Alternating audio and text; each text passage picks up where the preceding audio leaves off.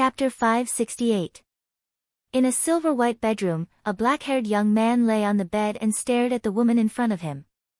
His brain couldn't process what was going on. To be honest, Luoya didn't know much about the Black Moon. The people in the Divine Tower couldn't analyze the power structure of the Mother Goddess for him. But even so, Luoya understood that it must be an extremely important part of the Mother Goddess. Luoya didn't want to see the Mother Goddess pay the price for his reckless injuries. Looking at the silver-haired woman in front of him, the black-haired young man felt extremely uncomfortable. After thinking for a moment, Luoya couldn't help but ask softly. "It's a part of my remnant power in the past. But it's not a good part. To a certain extent, it's an evil part." "Yes. Just as everyone has good and evil, so do the gods. But as the primordial goddess, too much good and too much evil will cause harm and interfere with judgment. So when the past Shia created the world, she gathered all of these together and made a certain classification." Hearing the Mother Goddess's answer, the black-haired young man couldn't help but be stunned. But Luoya didn't expect the Mother Goddess to look at him with a meaningful gaze. Then, Luoya widened his eyes as if he had sensed something. One was to transform it into different natural sceneries or laws, just like the Black Moon. The other was to share it with the lives that were created at that time. Speaking of Shia's close ministers at that time, there were only 2 of them. "Yes. In the past, I shared the power with inclination with the 2 children I created first. And later on, they became the ancestors of their respective races. Among them, you are the ones who are more inclined to good." Hearing the Mother Goddess's answer, the black-haired young man couldn't help but widen his eyes again. Even though Luoya had expected this, he still couldn't remain calm. But after thinking about it carefully, Luoya felt that it was only natural. In such a position, it was impossible not to have all kinds of temptations around him.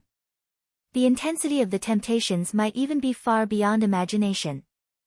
If he was not a just, kind, and righteous person, he might easily fall into a trap and be corrupted. In Luoya's previous life, most of the ways to get rich were in the criminal law. For the chosen kings, it was actually very easy for Luoya to make a meteoric rise. After all, in this world dominated by strength, the strength of the chosen kings was too obvious compared to the average human. It could be said that the chosen king's strength was reduced. However, if the selection of the king had a preference for kindness, then the selection of the king from generation to generation could be explained. But after thinking through this point, another question arose in Luoya's mind.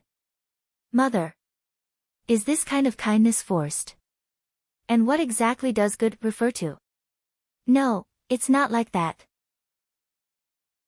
This power isn't forceful, it's just inclined. Yes, just like how some people are born to be good and some are born to be evil. The influence of my power is only to make the chosen kings belong to the former. But in fact, the true formation of a person's character is mostly not innate, but acquired." "You can say that. But what kind of person you will become in the end depends on you. If it was only this kind of influence, it was indeed not serious, and it was far from the level of control. After all, a kind child's character could change greatly due to acquired influence, and a naughty child's character could also be changed through education." Thinking of this, the black-haired young man's expression calmed down. After clarifying this point, the Mother Goddess answered Luoya's second question.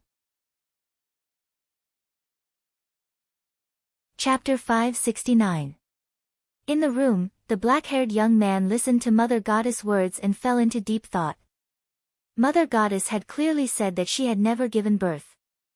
With her status, Luoya couldn't think of anyone who could mate with her. After eliminating this possibility, the black-haired young man had no clue. After all, he was familiar with history and knew that what followed was a long war. Based on the fact that Savior had fallen into madness, if the Black Moon really had a soul and power of its own as the Mother Goddess had said, wouldn't the Black Moon's fall affect not only Savior but also a portion of humans, perhaps even forming a life form that was more advanced than the 6 calamities? Thinking of this, the black-haired young man's expression became complicated. According to this line of thought, it was understandable why Ai Lizi's speed of advancement in spells were so abnormal. After understanding this, Luoya also fell into a complicated trap. Luoya was puzzled, but after careful consideration, Luoya rejected this possibility. Originally, the two of them were only adopted siblings, but if this was the case, they would become like biological siblings. This was too big a blow for Luoya, who cared about these things. But after serious consideration, Luoya rejected this possibility. Young man, this is not a good test, you can't control it. Luoya, who figured this out, let out a sigh of relief. On the other side, Mother Goddess noticed something and gently let go of Luoya's hand. She stared at his body with a heavy expression. Mother, what are you talking about? Don't worry. This is the soul's rejection reaction, it's also a normal phenomenon. Don't worry, Mother won't leave, just leave it to me. Hearing Mother Goddess's assurance, the black-haired young man nodded slightly and slowly closed his eyes. After a few seconds, Luoya's consciousness fell into darkness again. After Luoya fainted on the bed, the silver-haired woman looked at the young man, who fell into a deep sleep again. The smile on her face slowly disappeared and gradually turned into worry. Luoya's situation was actually far less optimistic than Mother Goddess had said. This could be seen from the treatment time. However, after that, the Mother Goddess's healing of the youth's soul did not go smoothly, and the most important reason was that there was something wrong with Luoya's soul. After the adjustment of the crown, source substance, the soul of the chosen king wouldn't reject Xia. This was Xia's original goal, a key part of the inheritance plan, and an unchangeable law. However, reality proved that the effects of this on Luoya weren't very ideal. The Mother Goddess was curious about this, but she could only attribute it to the fact that Luoya's soul was severely damaged. Apart from that, Luoya's origin substance also seemed to be different from the pure crown. However, the Mother Goddess wasn't sure about this yet. After a moment of waiting, the Mother Goddess's headache eased slightly. Then, her red eyes flashed with confusion because this wasn't the first time such a headache had occurred. For the Mother Goddess, who had never felt any discomfort in her body, this was the first time. After thinking for a long time, the Mother Goddess shook her head and muttered to herself. She temporarily put her matter aside and planned to continue maintaining Luoya's state. However, just as she reached out to the youth, a spell fluctuation came from the corner of the room. Chapter 570. In the garden under the moonlight, Luoya Akat felt the warmth in his arms. His heart was filled with the warmth of a family member. The flowers in the garden bloomed under the moonlight. They bloomed around the two of them as if they were celebrating their reunion after so many years in their own way. The day of the king's birth wasn't very important to Luoya, but if the Mother Goddess, who always cared about him, was happy, the black-haired boy didn't mind celebrating another birthday. Yes, I thought it would be better for you to appear on this day. It can be a surprise. Also, after you defeated the Savior in the last war, the future has changed. The ending is basically decided. It's time to make some preparations. Hearing the words of the Mother Goddess, the black-haired boy blinked slightly. For a moment, he didn't know what the Mother Goddess was talking about. Thinking of this, the boy looked at the Mother Goddess with some doubts. And as if she understood Luoya's confusion, the silver-haired woman showed a doting smile on her face. Mother, what do you mean? No, wait, this is too sudden. Stroking the cheek of her favorite child, the silver-haired woman smiled. Mother Goddess, purpose? Isn't it to help my body recover even more? Ah, could it be? Yes, although the main purpose is to let your body recover better, I can think of other ways without their help. My real purpose is to let you get in touch with them. Hearing the Mother Goddess's answer, Luoya showed a bitter smile. Since they met, this was the first time he felt the Mother Goddess's careful thoughts and means. As for how to appreciate it, with this kind of relationship, they will spontaneously support you to maximize the benefits of the relationship exchanged with the treasure of their race. In addition to your original merits and the reputation of the king's selection, inheriting my position won't be as difficult as imagined. The silver-haired woman said so. She carefully planned a route for Luoya. Her red eyes were filled with expectations for the future. However, seeing the mother goddess like this, the black-haired boy fell into silence. For a moment, he didn't know how to respond. Recalling the situation outside the historical fragment, the black-haired boy's heart suddenly became heavy. And the mother goddess who looked at Luoya naturally noticed this. Her expression also became nervous. No, I'm fine. Hearing Luoya's answer, mother goddess heaved a sigh of relief. She wanted to ask why Luoya had such a heavy expression, but before she could speak, the black-haired boy spoke first as if he was trying to hide something. Is that so? Perhaps that's the case. After all, whenever I think about how this kind of life can continue, I feel happy from the bottom of my heart. Looking at the mother, the black-haired boy's eyes widened as he felt pain in his heart. On the other side, the silver-haired woman couldn't know what Roha was thinking. She recalled the past with a sad smile on her face. No, mother. All of this happened because I was deceived. Mother was wrong in the past. It's a miracle that you're able to return to my side. But although the past can't be changed, I'm willing to use the future to make up for it. Yep, I'm no longer Shia. It's time to pay back what I owed you in the past. In the future, I won't pretend to forget your birthdays. I'll spend them with you just like I am now. When you're busy with work and exhausted, I won't ignore you anymore. Instead, I'll encourage you just like I do now. The silver-haired woman's crimson eyes gradually lit up as she spoke. And as she described, Luoya also vaguely saw a dreamlike scene. If only it could come true. And for Luoya, reality was even crueler. Thinking of this, Luoya closed his eyes and took a deep breath. The bitterness in his heart was somewhat unbearable. Back then, he made the right choice to help the mother goddess. This was something that Luoya didn't think was wrong. But as usual in this world, the right choice often didn't bring about beautiful results. Did she not like this topic? Luoya, actually, apart from your birthday, I brought you here for another reason. Yes, you should feel it as well. Something is missing in your body. The black-haired young man said as he had a thought. The mother goddess nodded slightly in response. Fusing was easy, but separating was difficult. It was just like how it was difficult to collect dye after it was poured into water. And without the source substance, Luoya's power would be greatly affected. But fortunately, the mother goddess was by his side, so everything could be resolved. Mother. I'm sorry for making you worry. The silver-haired woman shook her head and helplessly ended the topic of their apologies. She reached out her hand and touched her chest, while Luoya obediently stretched out his hands and waited. I see. It was a miraculous creation that looked like a crystal, but it wasn't crystal clear. It exuded a dreamy brilliance, and the moment it appeared, Luoya's blood began to fluctuate violently. Even his soul seemed to have sensed it. The moment the source substance entered his body, Luoya's heart surged with a strong sense of relief. His blood had found its core, and a part of his soul had also been replenished. But what the young man didn't expect was that at this moment, a familiar voice suddenly rang out. The source substance recovery has been completed. Restarting after returning. 30-29-28. Luoya, who was completely disrupted by the sudden countdown, panicked.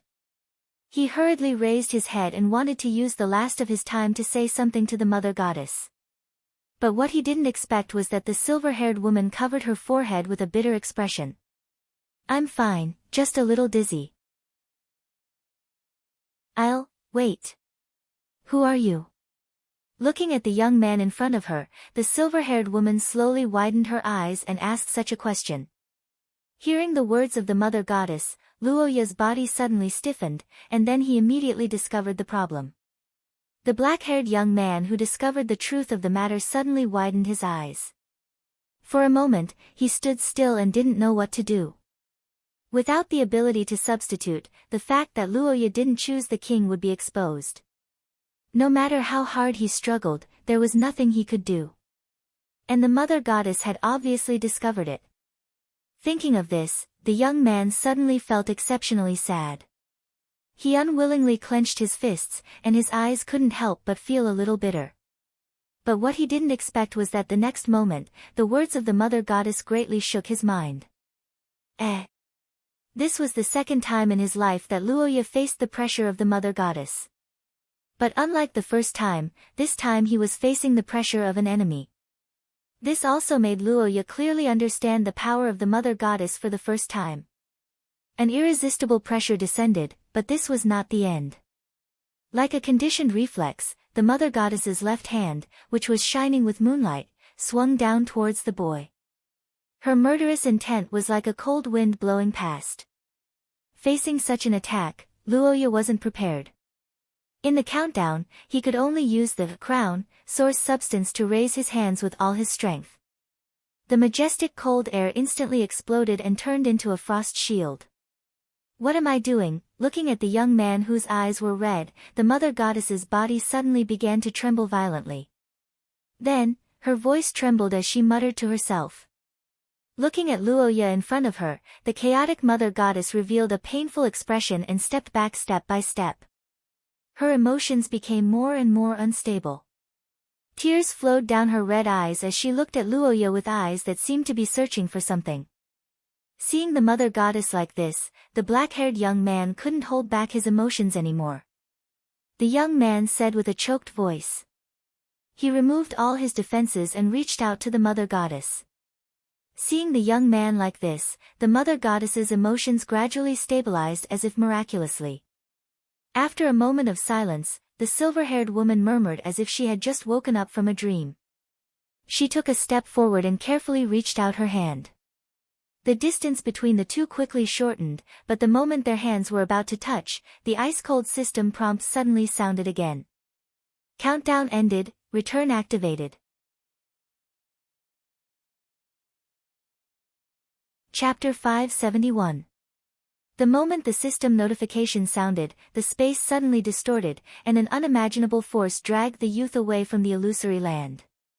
However, Luoya had no intention of leaving. The black-haired youth roared, trying to stop the return, but everything was irreversible. Darkness almost instantly swallowed his vision, and the mother goddess that was about to be touched became unreachable, and everything in the world was getting further and further away. Wait! Go back! Can't you see that she has remembered me? Are you kidding me, leaving like this, without even saying goodbye? In the darkness and silence, Luoya's body trembled slightly in silence. The concept of time seemed to have disappeared in his consciousness, and the discomfort of his body could not enter his consideration. At this time, his mind was only filled with the back of the silver-haired figure under the moonlight, and the call that seemed to still be lingering in his ears. The mother goddess said that Luoya's return was a miracle to her, and also the greatest happiness. However, for Luoya, didn't the mother goddess also fill the hole and emptiness in his heart for a long time? All kinds of unbearable emotions stirred in the youth's heart like a sharp knife, but it was all too late. Time passed minute by minute, and Luoya's will was constantly weakening. However, just as the youth was about to fall into a coma, a strange fluctuation of curse power suddenly came. Now that Luoya was in the void, it could be said that even he did not know where the crack of the world was. On the way back from this historical fragment to the modern world, there was no stop or rest area, and people from the outside world should not be able to interfere. Such a question arose in the youth's heart, and a silver-haired figure first appeared in his mind, but such a possibility was immediately rejected by him. After Luoya left the historical fragment, he had been falling, but this strange power suddenly appeared from below, which should be from the modern world, which did not match the direction of the mother goddess. Wait, I've seen this curse power before. It's you. The moment he thought of the answer to his question, the black-haired boy released all the curse power he could muster to defend himself. However, the resistance he could muster was extremely limited as he had yet to recover from his serious injuries. Most importantly, the purpose of this curse power was not to attack, but to guide.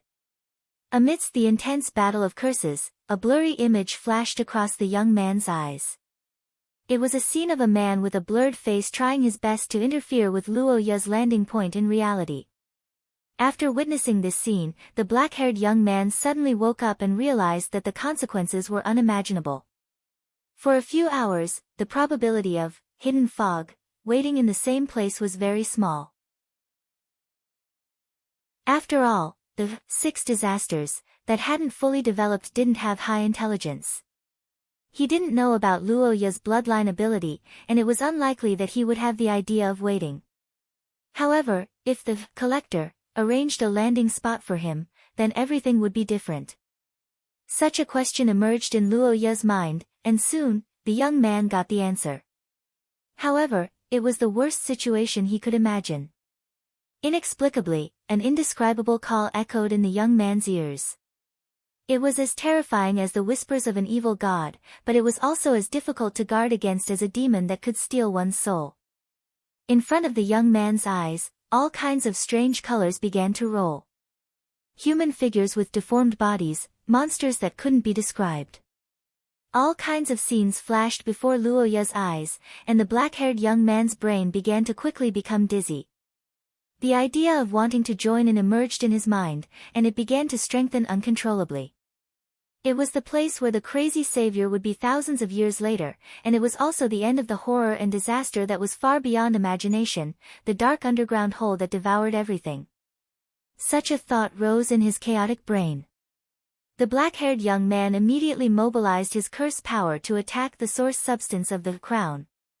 However, the source of power that had saved Luo Ye countless times in the past had fallen into a deep sleep and didn't move at all. On the other hand, the difference in strength between the two sides was too great. So that's it. He was waiting for me to enter the historical fragment. Whether the winged man king or the fallen spirit race in the real world could kill him or not, it would prompt Luo Ye to find a way to resolve this crisis, and the final result would be a historical fragment. Not good. If this continues, everything was the same as before, just like the last time when the young man was illuminated by the Trent's sacrificial divine weapon. However, this time, it wasn't a soul that could leave at will that came here, but Luo Ye himself. Since the encounter was unavoidable, Luo Ye could only fight for survival in the face of death. As long as there was a slight possibility, the black-haired young man would never choose to die. Thinking about the silver-haired woman that he had just parted with, the black-haired young man's heart was filled with unwillingness. In the garden just now, the series of actions of the mother goddess had left him with too many mysteries. If he didn't figure it out, Luo Ye could die with a grievance. It was a violent wind that swept away everything. The moment it blew from the abyss, the originally restless depravity and madness all hid in fear. The squirming darkness also stopped moving. In the darkness somewhere, the collector's blurry face was still unclear, but the aura around him was extremely gloomy. An angry whisper flashed in the darkness, and in the crack of the world, Luo Ye suddenly opened his eyes and looked at the light at the end of the world. The moment he noticed the familiar light, the black-haired young man suddenly felt a majestic curse rising from the bottom to the sky. In one fell swoop, the power of the collector was offset by more than half. The bloodline's correction ability was activated again, and Luo Ye's body began to emit light again. When Luo Ye noticed the change in the landing point, an unprecedented sense of security emerged in his heart. However, before he could say anything, the next moment, an irresistible distortion suddenly struck him, and the will that the black-haired young man held on for a long time finally shattered. Due to unknown interference, the landing point has changed. Detecting the risk level of the surrounding environment. Initiating emergency plan, initiating bloodline promotion. Promotion initiating, please find a safe place.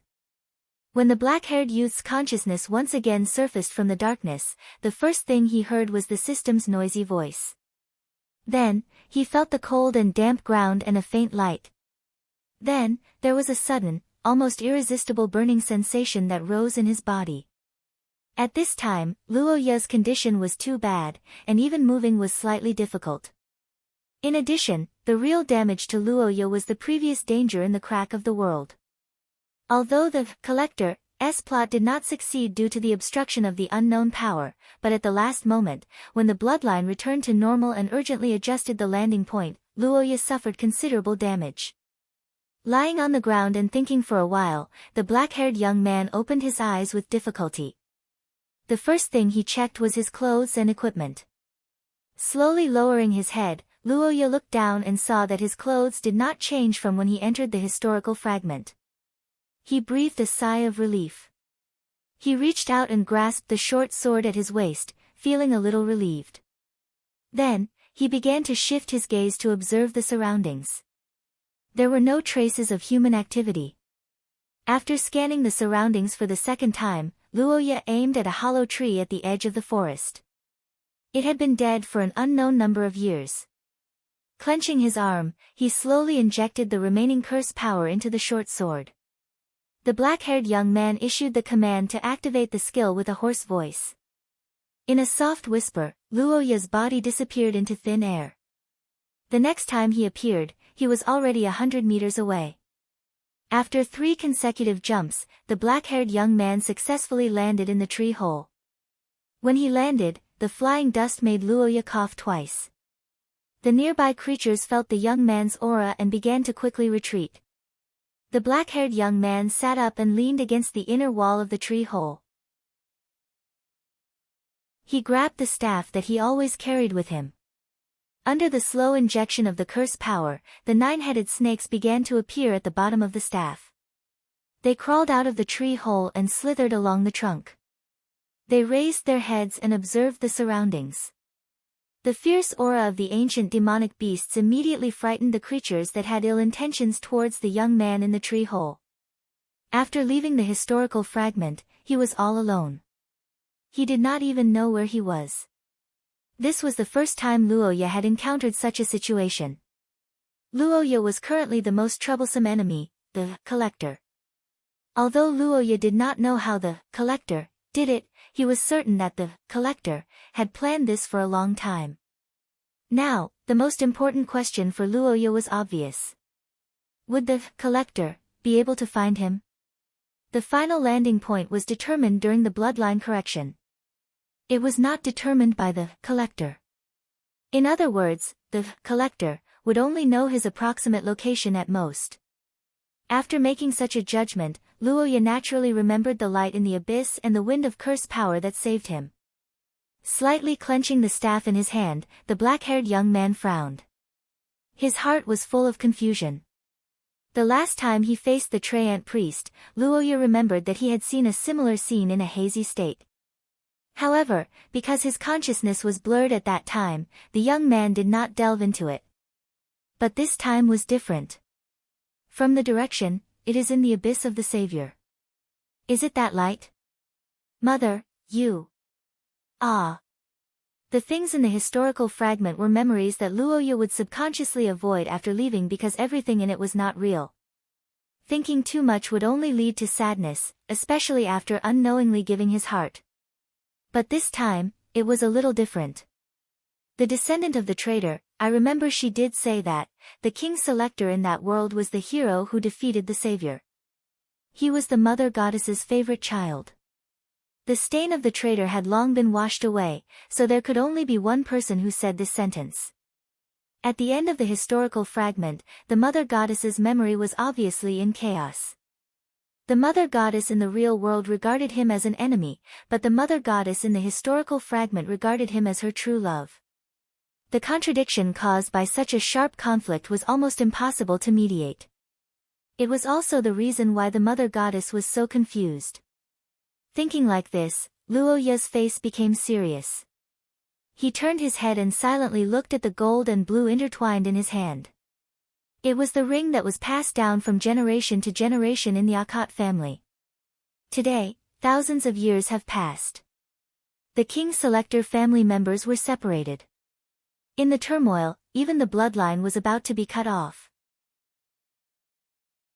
However, this ring fell into the hands of Luoya several times. So many ancestors carefully protected it, so many historical fragments passed down from generation to generation. Was it really just to make up for a debt? Or was it that it was special to begin with? Hearing the sound, the black-haired young man raised his head. He put away the ring and looked outside vigilantly. He found that there was an extra fire dragon on the plain.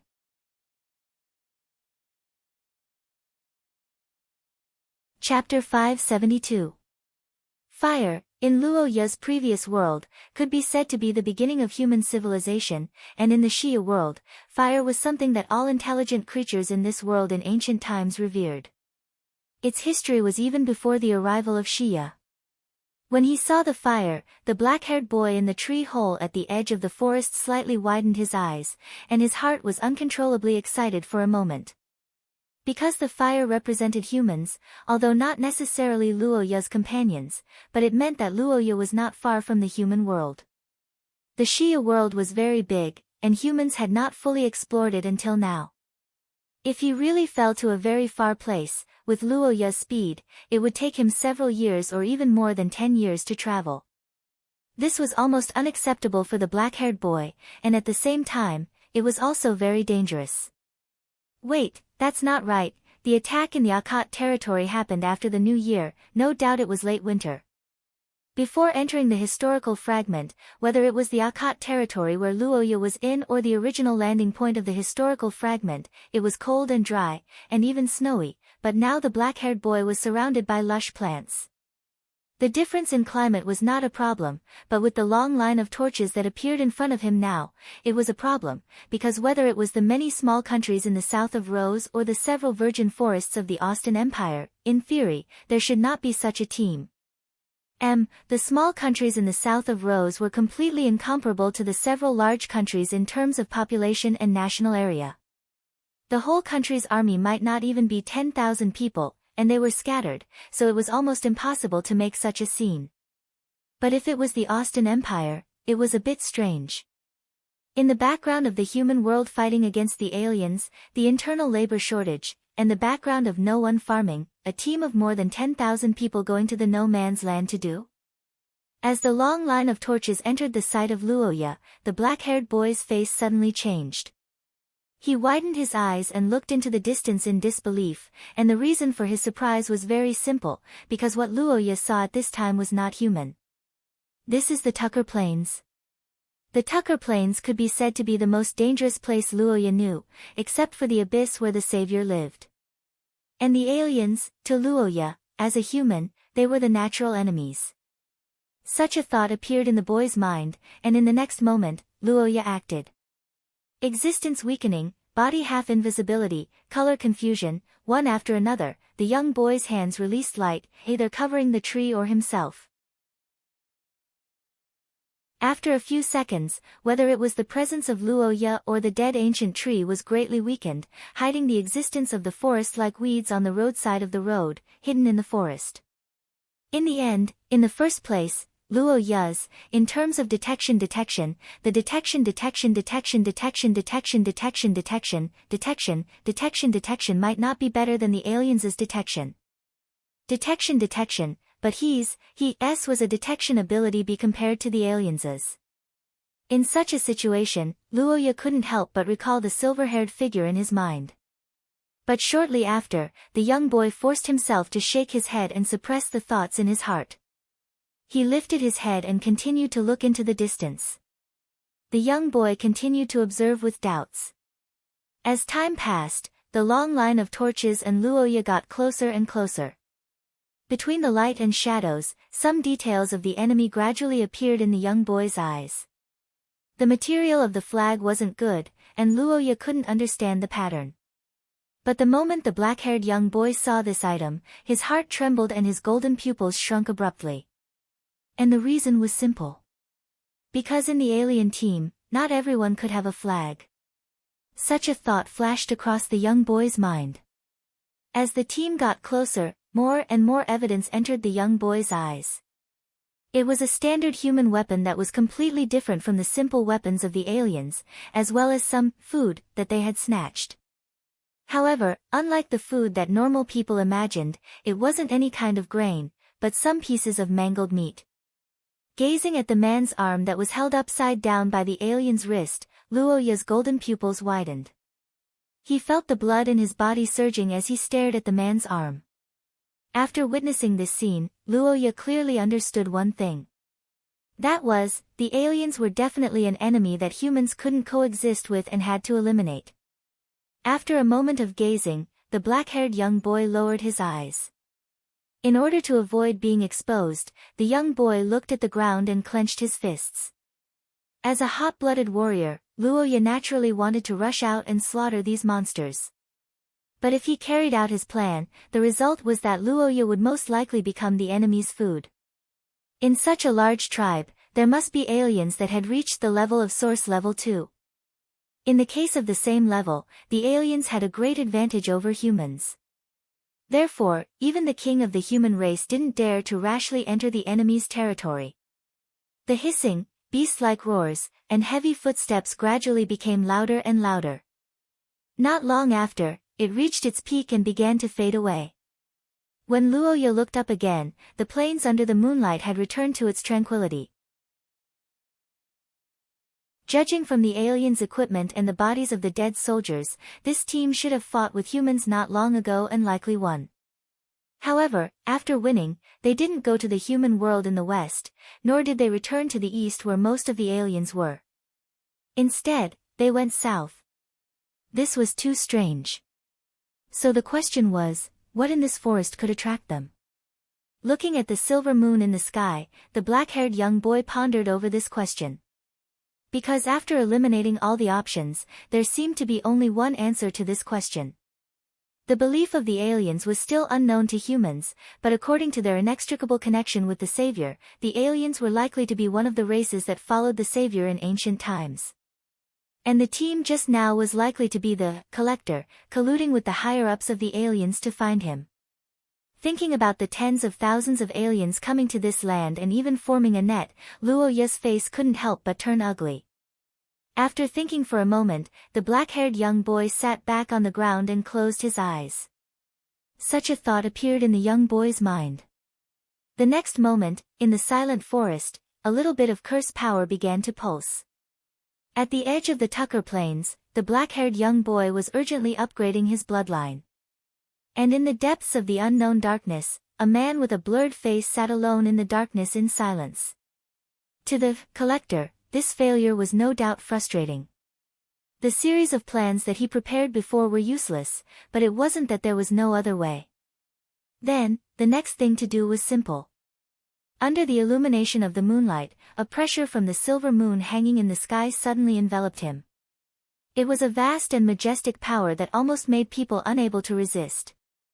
At the moment of its arrival, the silver moonlight seemed to be endowed with endless power, and the darkness of the night was like an unbreakable cage that could not be broken. When he was stared at by that gaze, the silver moon in the sky seemed to be infinitely magnified behind him. All the colors and sounds in the world seemed to be far away. Even without any communication, the Collector could feel the emotions contained in that gaze. Not long after, the heavy gaze inexplicably disappeared as if it had never appeared. The man with a blurred face had no choice but to retreat into the darkness because he knew what happened to him. This was a fortuitous encounter that almost no one in the world could encounter. At the same time, it could also be a sign of danger. But now, the Collector didn't have the heart to distinguish what kind of situation would befall him. He was concerned about another matter. The figure of the young boy appeared in his mind. The Collector, whose aura was gloomy to the extreme, muttered to himself. He instinctively felt that this incident was related to Luoya. However, he had no clue as to what the relationship was. After all, the Akkad family's bloodline couldn't interfere with reality. This was an iron law that was obtained after countless observations. No matter what, after this incident, it was impossible for the man with a blurred face to personally deal with Luoya. But for this situation, the Collector didn't have any worries or regrets. And the reason was very simple. You probably want to hide, but unfortunately, it's useless. From the moment you set foot on that land, your ending has already been decided. Looking at the map in front of him, the man with a blurred face said so.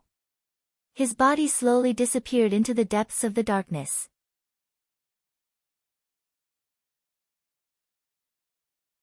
Chapter 573. Ding! The afterglow of the setting sun shone on the forest adjacent to the plains, and the red light brought a little warmth to the world with its final reluctance. In the tree hole that was entangled with poisonous snakes, the black-haired boy, who had woken up from his deep sleep due to the system's prompt, quietly opened his eyes. Luoya, who had just woken up, stared at the sunset through the gaps of the leaves for a moment. He gradually regained consciousness. He felt his body and found that the heat that almost melted him had disappeared and was replaced by a cool coolness. At this time, there were fewer weeds in the distance. On the ground that could barely be considered a road, there were some skeletons and fragments of armor left behind. It was obvious that the human soldiers would not come here. These were the remains of the mutants who had died in battle and were used as food by the mutants.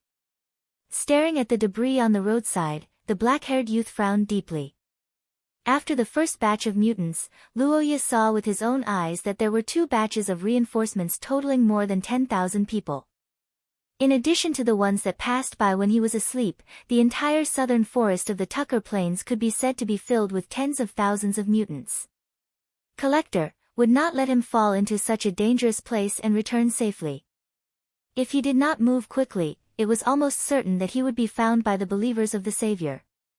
In addition, the encirclement of the mutants should also be forming, and the evidence was the eagle-like monsters soaring in the sky in the distance. Other than forming an encirclement, Luoya could not think of any other reason for these beasts to stand guard. What he had to do now was to quickly leave before the encirclement was formed. After the bloodline upgrade, Luoya's reward finally appeared. But what Luoya did not expect was that the reward this time was far more generous than he imagined. Received Crown Stone, you have received a skill, you have received a skill. Generating skill details. Looking at the sudden reward that appeared in the system, the black-haired youth's expression was exceptionally excited. The Crown Stone of the 6 Disasters could be said to be the most direct thing to increase Luoya's battle strength. It was also a power that was difficult for anyone to defend against. But what he didn't expect was that this time, the historical fragment actually gave him 2 abilities of the Crown Stone. After some analysis, Luoya more or less figured out the reason. The only thing that the young man lacked was the Light of Devouring, Crown Stone.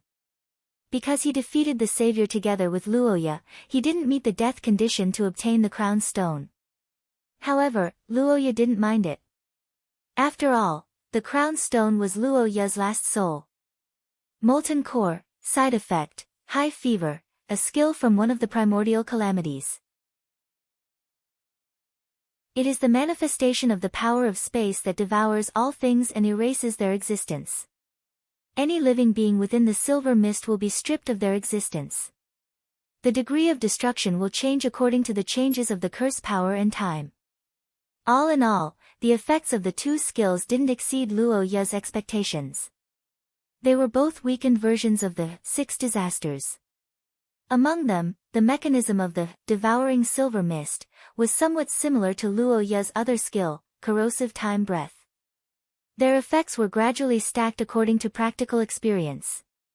But what he didn't expect was that, the side effects of both skills were so similar. For the sake of insurance, let me ask.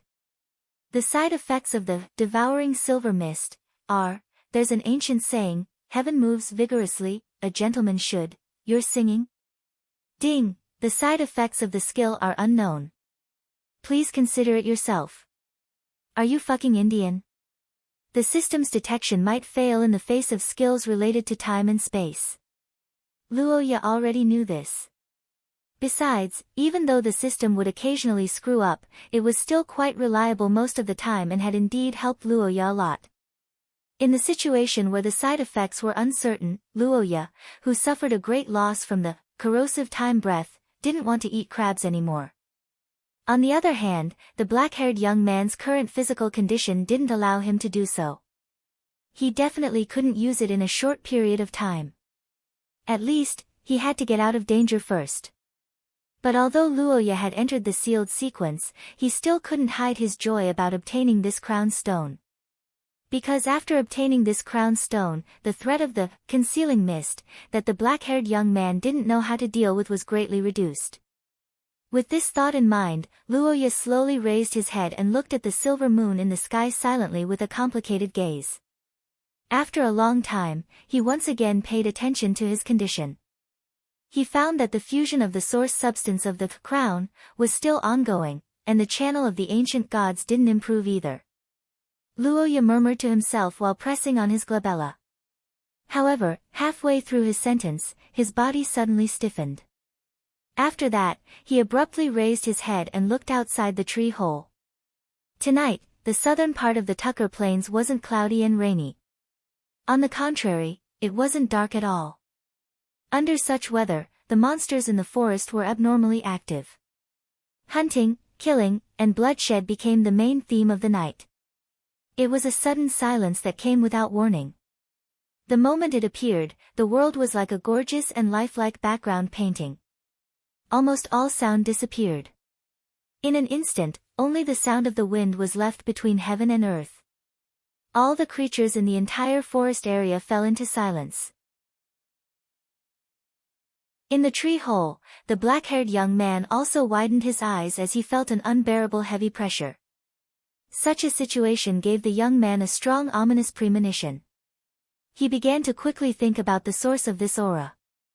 No, it's even higher than that. Wait. Could this be the Tucker Plains?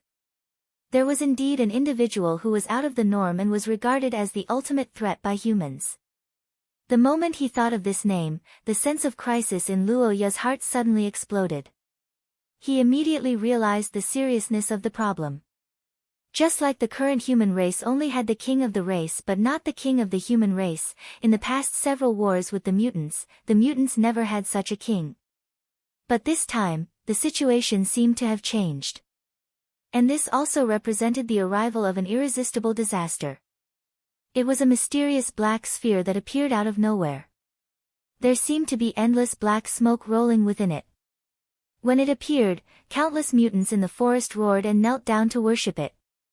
The next moment, an intense black light suddenly flashed from within, covering the entire area and illuminating the entire area. The intense pain made Luoya's face turn pale. But at this time, he didn't care about that. The moment such a thought appeared in his mind, the flashing black light suddenly converged. The invisible heavy pressure also converged into a bundle. In the tree hole, the black-haired young man's body burst out under the heavy pressure. The indestructible body skill was automatically activated. Nine-headed snake staff. Under Roha's unreservedly infusion, the ancient berserk beast regained its former glory, and what followed was a mythical scene. Amidst the explosion of trees, 9 gigantic snake heads soared into the sky from the edge of the forest. They snarled madly as though they were about to devour their enemies. Facing such a situation, the flickering black sphere erupted abruptly, releasing a destructive radiance. At the edge of the forest, the black-haired young man endured the pain in his soul and urged all his curse power. Under the violent impact, the sturdy scales of the 9-headed snake were shattered, its flesh exploded, and its bones turned into dust. However, under the effect of the enhanced regeneration skill, new snake heads constantly appeared in front of the young man. In the seesaw battle, Luo Ye's remaining curse power was quickly exhausted. The black sphere in the sky also rapidly shrank under the attack. The next moment, a violent explosion occurred. The young man's vision instantly turned into a white light.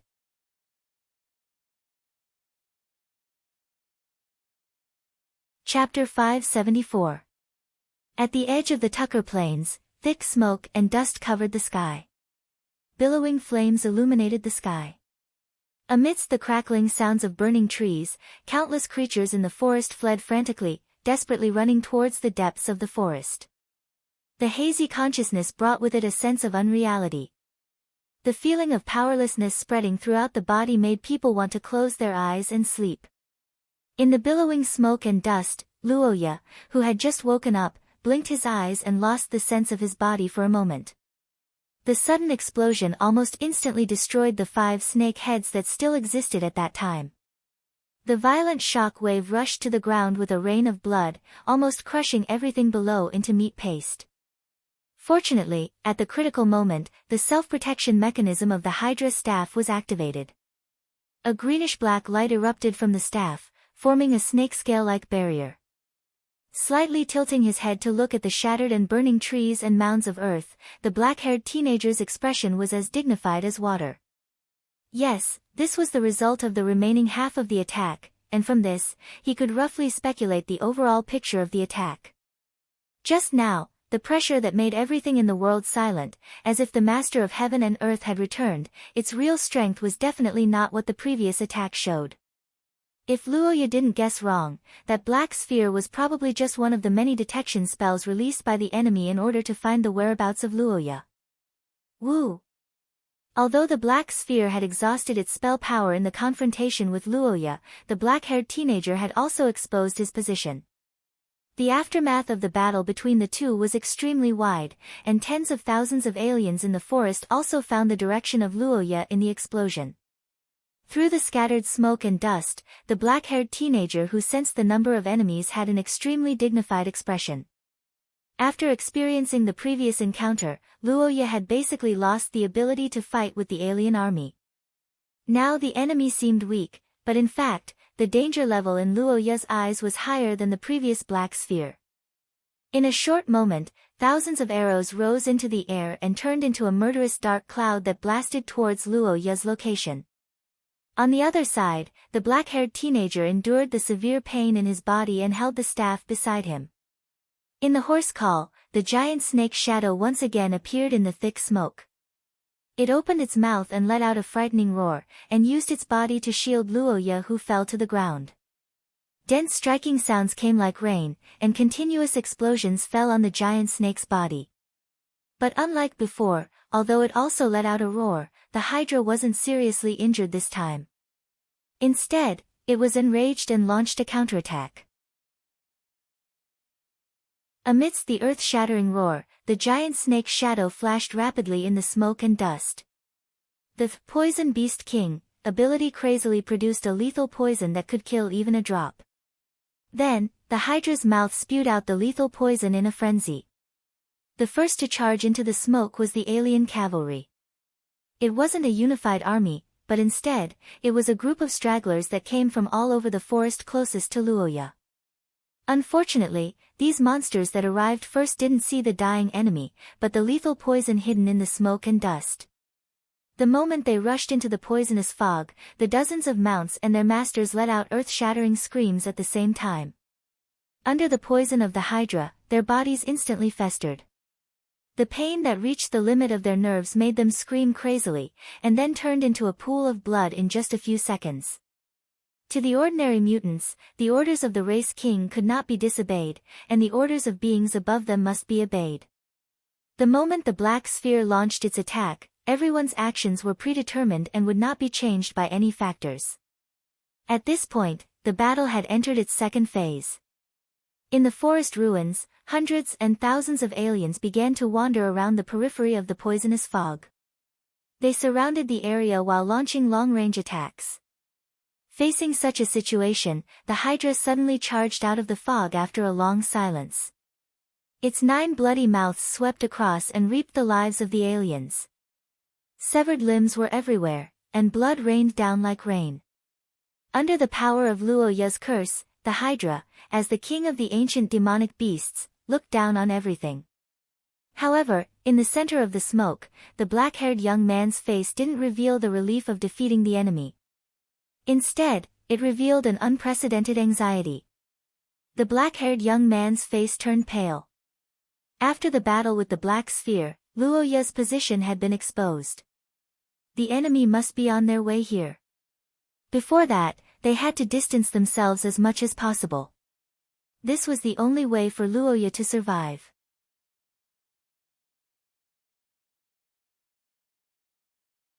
Chapter 575. In the southern part of the Tucker Plains, an intense light flashed across the sky. In an instant, the entire region was illuminated as though it was daytime. Then, it quickly extinguished, like a bright light that was accidentally lit and quickly turned off, or like the traces left behind by a meteor across the night sky. Boom! The mutants who were protecting the priests raised their shields and shouted loudly, trying their best to resist the aftermath of the spell's failure. In the forest, the light spear swept away everything like the brush of a god. Wait, Noah, when did she become so strong?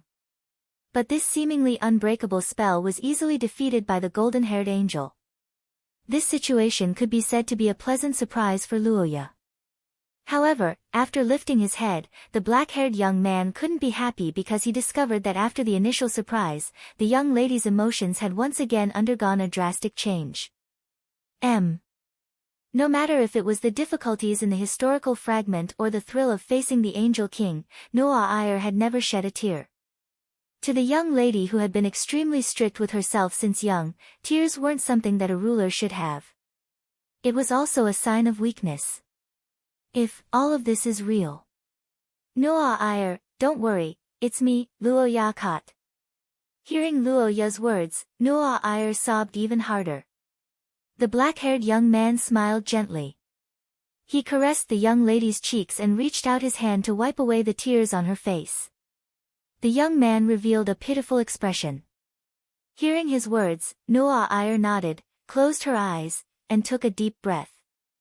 It's been a year, you're finally back. Before this, although Luoya guessed that the time he spent in the historical fragment would be much longer than before, he didn't expect it to be this long. Thinking of this, the black-haired young man was speechless. For a moment, he didn't know where to start explaining to Noah. On the other side, Noah, who was holding the chain in her hand, sobbed with reddened eyes. In the end, the golden-haired young lady couldn't help but cover her mouth and sob. Her sorrowful look made Luoya's heart ache. However, before the black-haired young man said anything, a powerful aura suddenly came from the enemy's formation. At the same time, the remaining mutants in the forest began to gather again.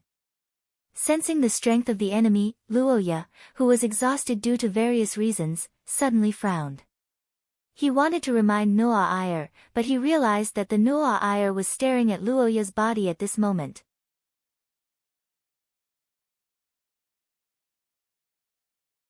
Chapter 576. Inside the cave, the blonde girl looked at Luoya in front of her.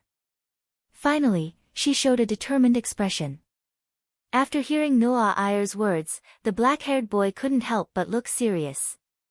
Let's not mention that when Luoya left, Akot territory was under attack. The war between the mutants and the humans made Luoya particularly concerned. After all, Luoya's father, Ka Dia, was at the front line at that time, and the humans had already formulated an attack plan in spring. But now, seeing the princess's expression, Luoya had a bad premonition in his heart.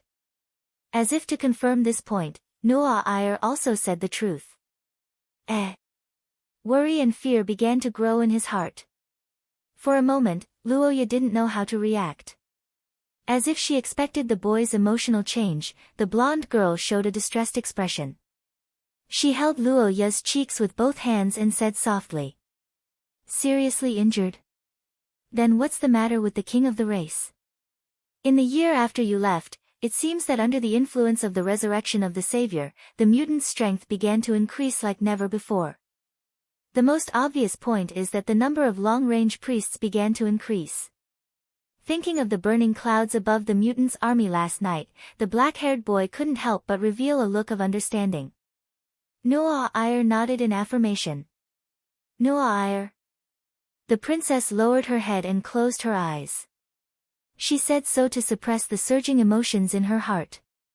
Then, she raised her head and said again. The two sides of Noah. This was something Luoya knew since childhood. The princess must be dignified in front of others and must not be weak in front of the enemy. However, in the face of so many deaths and injuries of loved ones, how could she be indifferent? The boy hugged Noah, hoping that she could vent more, but unfortunately, the princess didn't stay long. After crying a few times, the girl raised her head, as if there was something she needed to tell Luoya. She continued to speak with a hoarse voice. Noah Iyer. AI Lizzie is missing. The moment he heard this news, the black-haired boy's face froze. His body stiffened, like an old man with bad hearing. He paused for a moment. He blinked as if he couldn't understand this sentence. Until Noah Iyer turned her face away with a pained expression. Luoya slightly recovered. Luoya.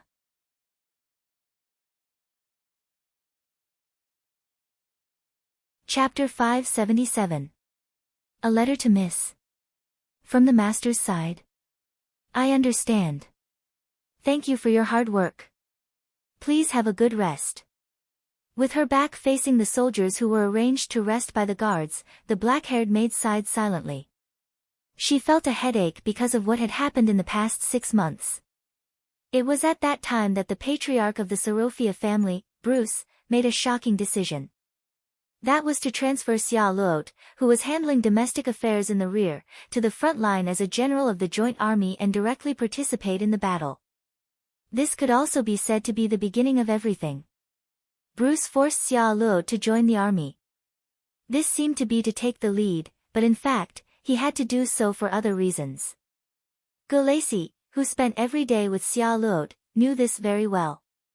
It's Miss Gulacy, open the gate. No. Last time on the battlefield, it was all thanks to you stopping her. Otherwise, young mistress, yes, I misspoke, please don't mind.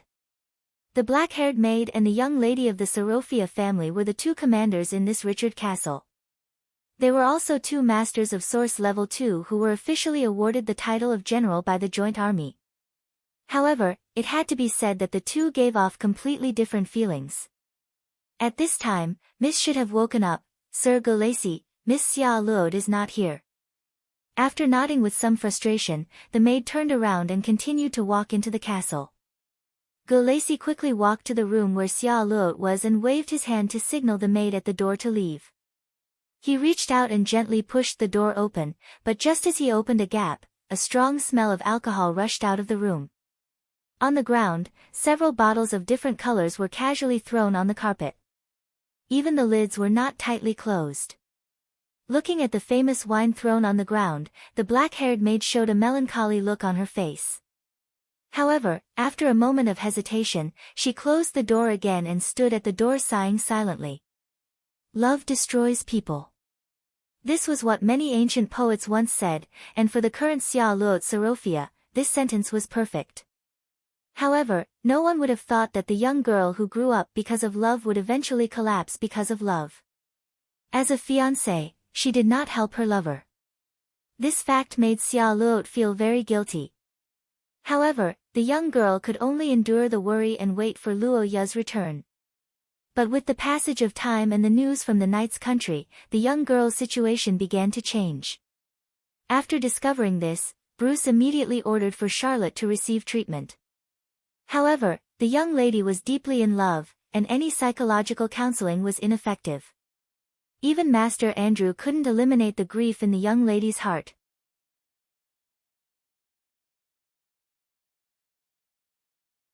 Chapter 578. Luoya Akot could be said to be an old diner. As a foodie, he traveled all over the world and tasted a lot of delicacies. Among them, he cared about the ingredients the most. Good ingredients could double the taste, but the young man probably never thought that he would be treated as an ingredient one day. That, Noah Iyer, how does it taste? Looking at the soup in front of her that was made with the unique dried demon meat of the mutants and many wild vegetables, and slightly seasoned with salt, the blonde girl blinked in surprise and couldn't help but praise. No matter what, I'm still from a military family. I still have some survival skills in the wild. Didn't I make it for you before? This. Hearing the question of Noah Iyer, the black-haired young man's eyes wandered for a moment, but after thinking carefully for a while, he became confident again. 1 second remember, Really? Is that so, but twice? We are really fated with this land. 2 years ago, It was also on this land that the girl who couldn't control her bloodline was about to be devoured by the Angel King, but she was saved by the young man alone. At that time, the two of them probably didn't think that one day they would actually return to this old place. Recalling the past, the black-haired young man smiled bitterly while poking the bonfire, and Noah Iyer fell into silence. After a while, he said in a low voice, What are you talking about? That's because of the skill, there's no right or wrong. By the way, actually, I have one thing that I have always wanted to ask you. At that time, the Tucker Plains had the elusive fog of concealment, and there was also the threat of the mutants. Weren't you afraid when you came to me? Blinking and lowering his head to poke the bonfire, the black-haired young man recalled his thoughts at that time and said faintly, impulsive? In other words, you will give up after calming down. You mean? Just based on this reason, it's too reckless. No matter what, you have to plan and gather the team.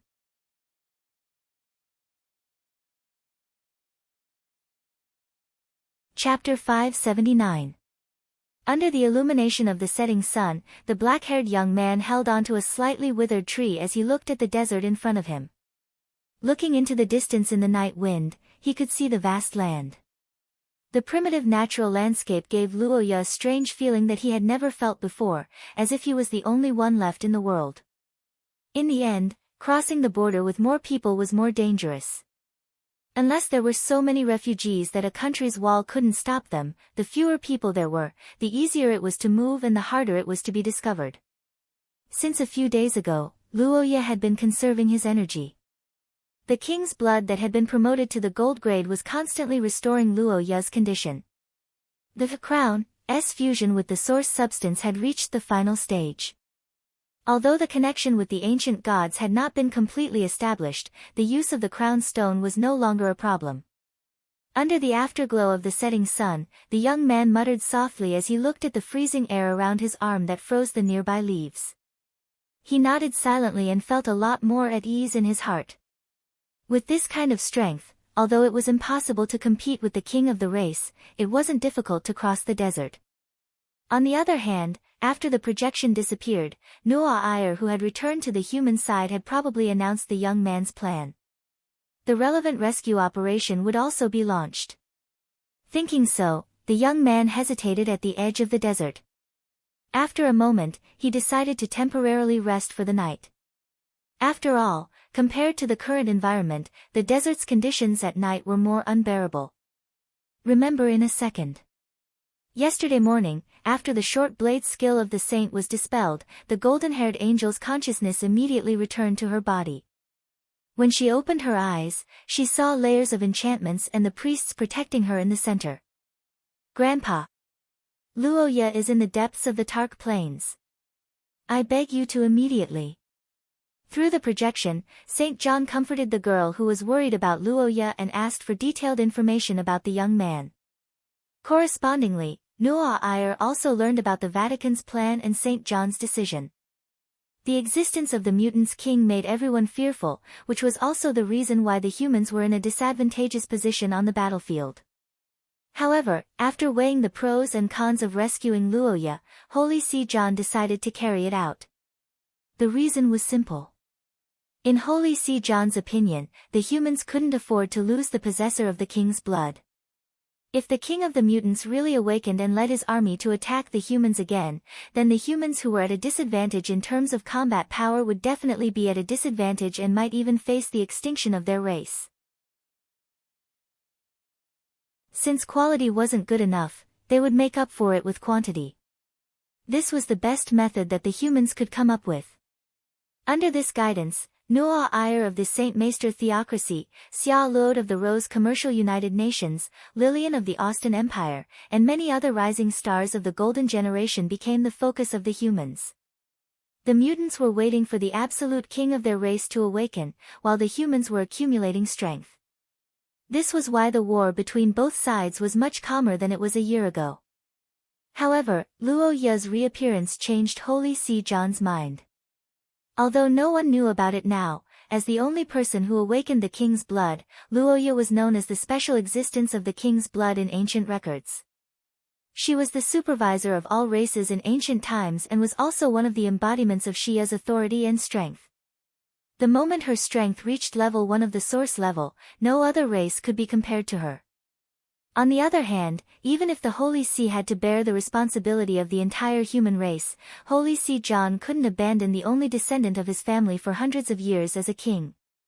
And as an elder, he couldn't personally ruin his granddaughter's lifelong happiness. In order to get support for the joint operation, Holy See John had sent letters to the chairman of the scholar country, Antonio, the president of the Rose Commercial United Nations, Bruce, and the king of the night country, Friedrich. A large-scale, multinational rescue operation was about to begin. However, the Austin Empire was excluded, and the reason was simple. In response to Noah Ayer's inquiry, Holy See John gave such an answer with a solemn expression. The young lady also expressed her confidence. However, Noah Ayer didn't expect that a letter from Xia Luo would complicate everything.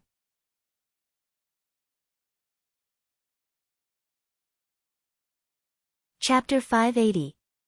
The moment the crimson flames appeared, a ray of light flashed across the sky. The compressed lava turned into a spear of light that burned everything and shot towards the darkness in the distance. The enemy's strength was beyond imagination.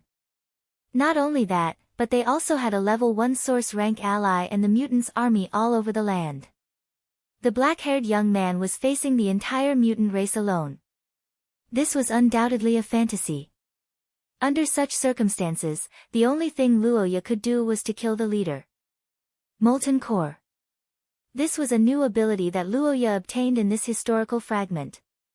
It was the manifestation of Mr. Darkness, a calamity that represented volcanoes and earth. Even though Luoya had only obtained it for a short period of time, there was one thing that the black-haired young man was certain of, and that was the power of this ability.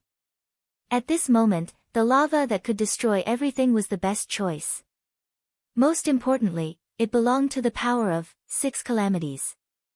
It was a part of Shia's power in ancient times, and it was also an unstoppable punishment. Boom! The arm of the gigantic mutant writhed in the smoke formed by volcanic ash, appearing and disappearing from time to time. In the distance, the black-haired young man panted slightly as he observed the movements in the smoke. His golden eyes were filled with vigilance. The king of mutants. That was an existence above the king of races. Its strength was unpredictable. Not only Luoya, but even the entire human race knew nothing about it. Because of this, Luoya's first priority was to gather basic information. In the smoke, the giant mutant's arm constantly waved, stirring up gusts of wind. Under this kind of movement, the smoke gradually dispersed, and Luoya finally had the chance to see the state of the mutants on the horizon. But what he didn't expect was that the result was completely unacceptable. Looking at the tall and strong male mutant standing on the shoulder of the giant mutant and looking down at them, the black-haired young man's golden pupils suddenly contracted. The sense of danger in his heart rose rapidly. The power of the 6 disasters was almost impossible to defend against. Whether it was curse resistance or reincarnation, even if the body was made of liquid, it should be impossible to avoid being burned. The proof was that at this moment, the king of the Source Rank 1 race, who was known for its invulnerability and almost absolute defense, had half of the scales on the front of its body burned, and it was roaring like crazy. The deafening roar spread in the desert.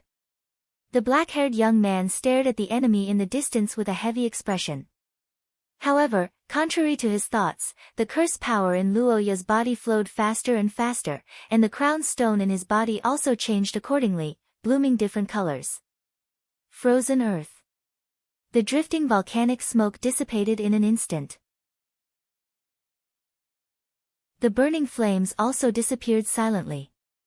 The gigantic mutant's mangled body stiffened in an instant.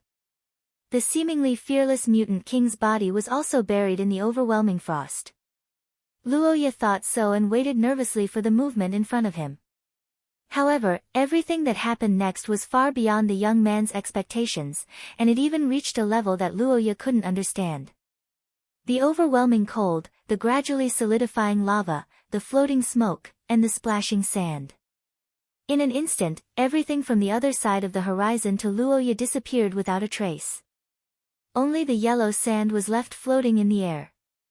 The black-haired young man's serious expression turned into shock, and his mind went blank. Such a question appeared in Luoya's mind at this moment, but it was too late to find the answer. On the other side, the king of races on the giant monster's arm had once again stretched out its hand, and this time its target was the black-haired young man. At this moment, Luoya's brain was spinning rapidly. Under a strong sense of crisis, his survival instinct made him subconsciously choose the strongest defense. His thin and weak body instantly burst out countless wind mist, protecting himself. The sweeping wind mist blew across the desert, and the ultra-long distance twilight wind formed an absolute defense. At this moment, Luoya was almost fearless, but the habit of controlling the young man's body subconsciously made a dodging action. But what Luoya never thought was that this dodging action would save his life. When his body landed on the ground again, Luoya couldn't even stand still. While retreating step by step, the young man with blood flowing from the corner of his mouth was stunned for a moment, and finally understood what happened in that short moment. Staring at the enemy in the distant wind mist, Luoya's vision blurred. In that indescribable still world, the enemy dug out a part of his body. This was a fact, but Luoya found it hard to accept. From the outside, there didn't seem to be any problem, but from the inside, the black-haired young man was severely injured. Nearly half of his heart was gone, and the black-haired young man almost lost consciousness. Under such damage, the indestructible body skill was immediately activated, and Luoya's body began to overheat and overload, entering an unimaginable recovery stage. Violent coughs accompanied the awakening of his body. Under the surge of the curse power, the damaged heart rapidly shrank and began to form a new structure under the operation of the curse power, temporarily supporting the young man's body. On the other side, the rapidly increasing blood supply made Luoya's brain instantly awake. That attack, it's not a curse. As long as it was a curse attack, no matter what kind of attack it was, it would be affected by the twilight wind. Especially for such a long-distance attack with such terrifying lethality, it was almost impossible to activate it under the interference of time. If it wasn't a curse, then there was only one possibility that could accurately injure Luoya under such conditions. After realizing this, Luoya's sense of crisis increased sharply. He immediately decided to retreat, but in the midst of his rapid retreat, the young man looked at the mutant king in the distance. He didn't know when the monster had raised its hand again, but the flow of time also slowed down. At this moment, Luoya's golden pupils suddenly shrank. He felt as if a cold wind blew past his neck. The threat of death made the young man's back shiver. However, the countless experiences of surviving in the face of death made him instantly explode. Sensing that the enemy's attack was about to descend, the young man sped up and chanted the name of the skill. Under extreme anger, he launched a counterattack. In the midst of a roar, Luoya's body burned up. A large amount of volcanic ash and lava exploded around him like a huge flower. The smoke of the petals shrouded his body, and the flame in the center of the flower suddenly burst out after a flash. In the midst of the deafening sound, the impact of the lava was like a giant's fist. It climbed up to the sky and then swung down on the two mutants. The huge pressure was far greater than Luoya's first attack. In the face of the power from 6 disasters, the mutant king was also moved for the first time. It had to change its target. Bang! All attacks were planned. This was the principle that Luoya had always followed, and the current situation was the same. With the counterattack of the mutant king, the lava fire had completely exploded. Thick volcanic ash drifted everywhere, and Luoya's figure was also covered. The barrier of the twilight wind made the opponent unable to catch up for a short period of time. Such a thought appeared in the young man's mind. The quickly retreating Luoya accelerated again. He clenched his fists and tried to keep himself awake, but his face didn't look relaxed. Because of the scenes of the previous battle, the black-haired young man had a lot of dissonance in his heart. The mutants pay attention to martial ethics. Don't bully with numbers. This is obviously impossible. Wait. Motionless? This is. One of them was a mutant with a neck twice as long as the average mutant, a pair of huge wings on his back, and gray skin. 2 source level 1s, the kings of the mutants race. The Mutant King. It wasn't because it underestimated Luoya that it let him go so easily, but because it knew from the beginning that Luoya couldn't escape at all. Because the previous battle, to a certain extent, was a trap. The purpose was probably to buy time for the mutants' army and the other 2 mutant kings to arrive. 3 mutant kings, tens of thousands of elites, looking at the approaching demons in the distance, the expression on Luoya's face slowly calmed down. His golden eyes lit up, revealing a resolute gaze. Seeing such a young man, the winged mutants roared, and the sword-wielding warriors were ready to attack. In the distant team, many soldiers clenched their weapons, and the priests raised their staffs to the sky. The tense situation was about to be triggered, and the battle that would decide life and death was about to begin. In the distant sky, a light began to flicker, and it was rapidly approaching the desert.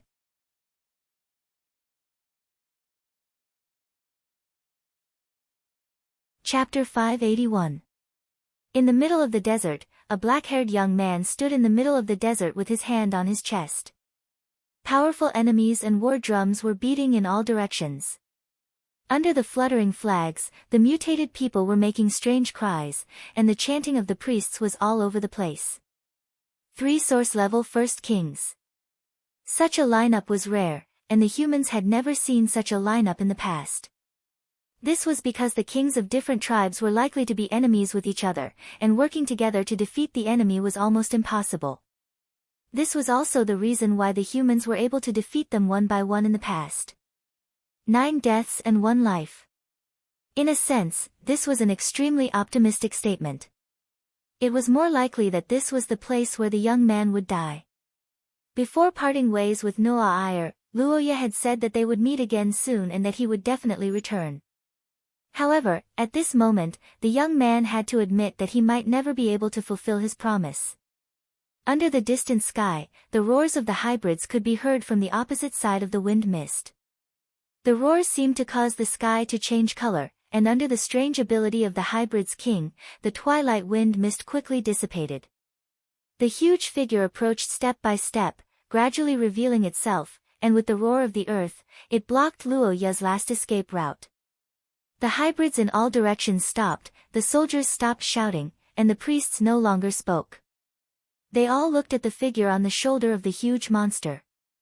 The vast desert was silent for a moment, and only the wind and sand were still blowing.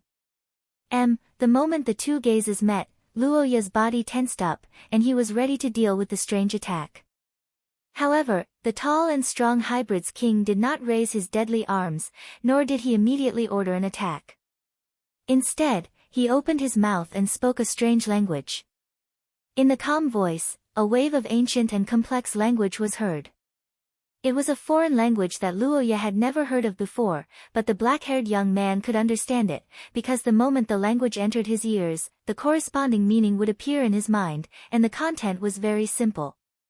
King Selection, this title had long disappeared with the passage of time, and the glory of the King Selection race was no longer there.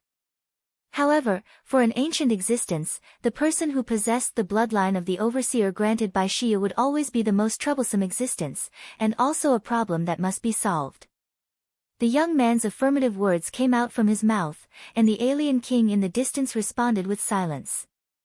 After a moment, he said, "I see, I didn't expect that after so many years, the one who finally remembers us is actually the enemy.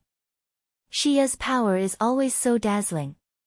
You were sent here by my ally, and it's your destiny to be killed by me."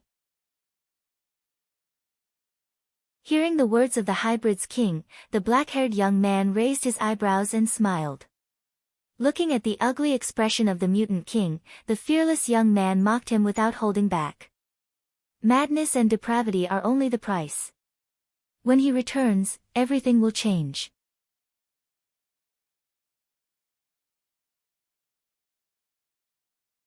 Chapter 582. In the desert, the horns of the various tribes sounded at the same time.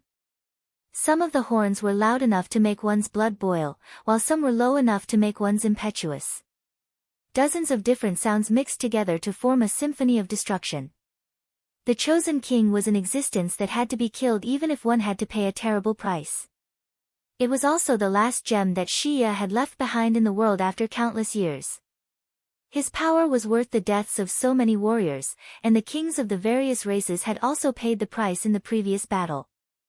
As the kings of their races, perhaps they would firmly carry out the orders of the mutants' king, but the price wouldn't be their lives. As for the enemies who were more severely injured than them, the human wave tactic was the smallest loss in their eyes. The second unfair battle began. The situation of 1 against 3 worsened, and Luoya's situation became more and more dangerous. Although the indestructible body skill was still active, the young man could no longer feel his own body.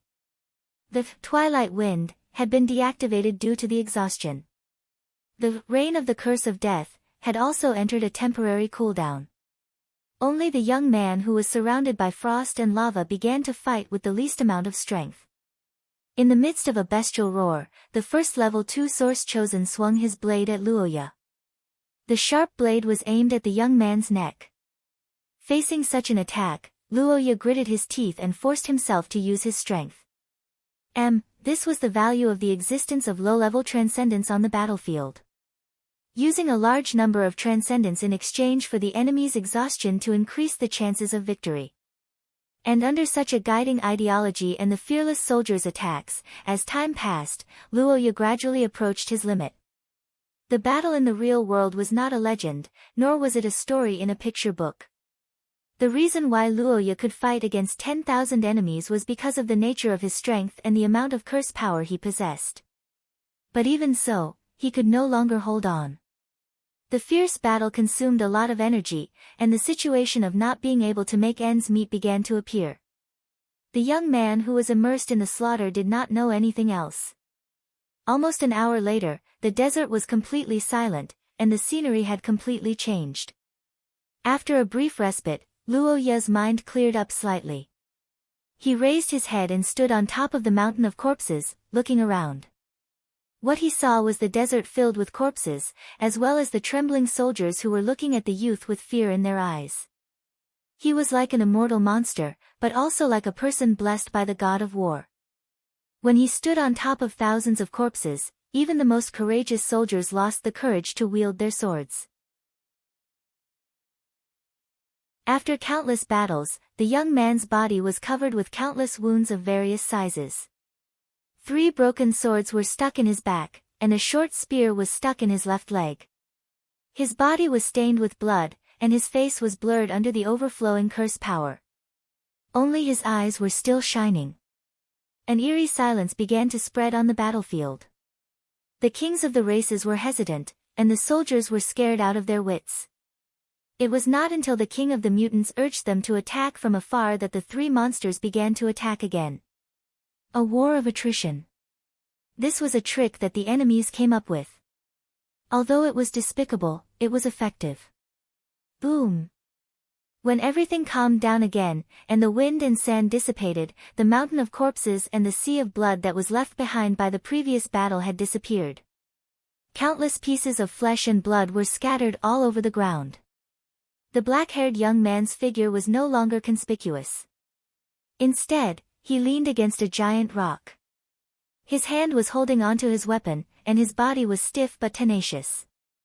Under countless attacks and fierce battles, indestructible body's recovery could no longer keep up with the damage. Life towards death had been pushed to the limit under the repeated attacks. Luoya had used up all his trump cards.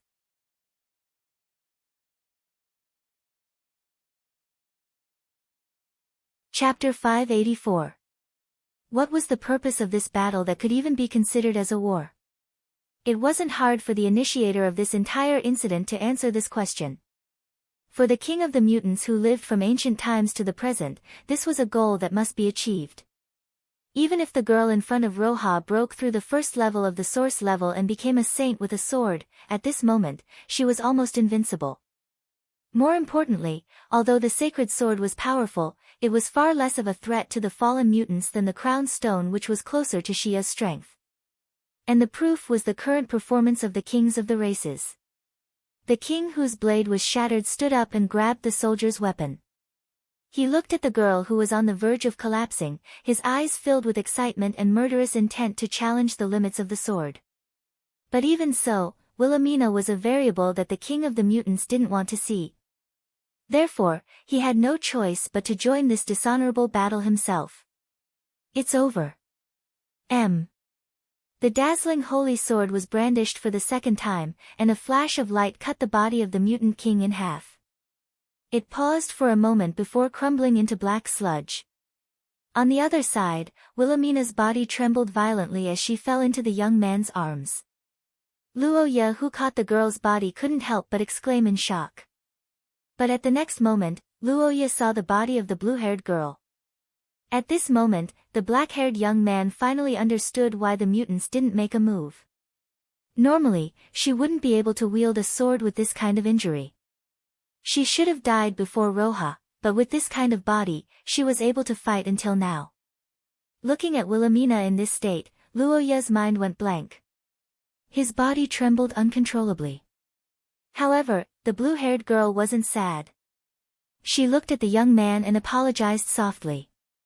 As a warrior, Luoya could accept dying alone in the enemy's camp like a hero. But he couldn't accept the fact that someone important died in front of him to save him. To the young man, this pain and sorrow was far worse than death. It was also something that he couldn't accept or compromise with. Hugging the blue-haired girl's body, the black-haired young man who was covered in blood widened his eyes and made up his mind. But the enemy didn't give Luoya much time. They didn't dare to be careless when facing the two of them who were on the verge of death. The strange bird in the sky roared with thunder, the three-armed giant mutant stood up, and the king of the races with a sword was approaching rapidly. After displaying such talent and strength, both Luoya and Wilhelmina were on the must-kill list of the mutants. Without receiving the order from the king of the mutants, the three kings of the races pounced on them. They knew that they had to keep the two of them here. Once the two of them returned to the human camp, the consequences would be unimaginable. To the two of them who were on the verge of death, this could be said to be a desperate situation. Facing such a situation, the black-haired young man had no other choice. Using Wilhelmina's scattered curse as the raw material, the young man lit up the final crown stone. Floating silver mist emerged from Luoya's body. Looking at the silver mist, Luoya, who was hugging the girl, remained calm. He spoke softly and gave his last order. It was also the biggest gamble of his life. After receiving the order, the silver mist surged faster. Under the illumination of various colors, it opened its mouth and swallowed the two of them.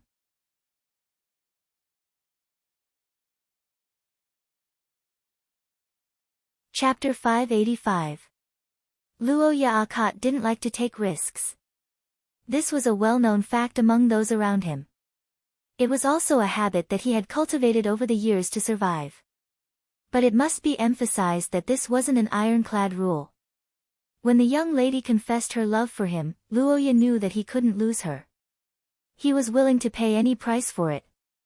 After pondering for a while, the black-haired young man found his answer. As long as both of them had the same physique, Luoya's strong regenerative heart had the possibility of reactivating the young lady's heart. This was the only way to save Wilhelmina from the clutches of death.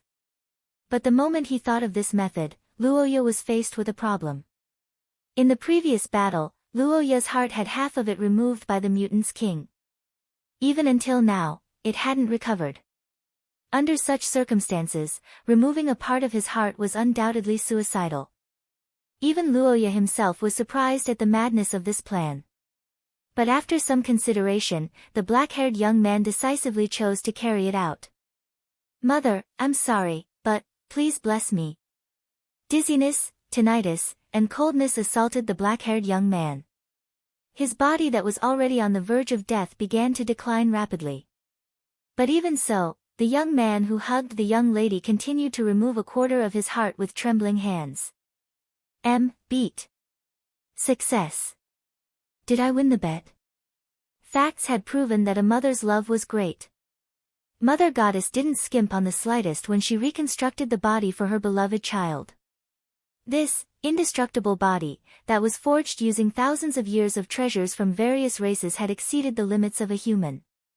And Luoya had indeed relied on this to overcome many difficulties.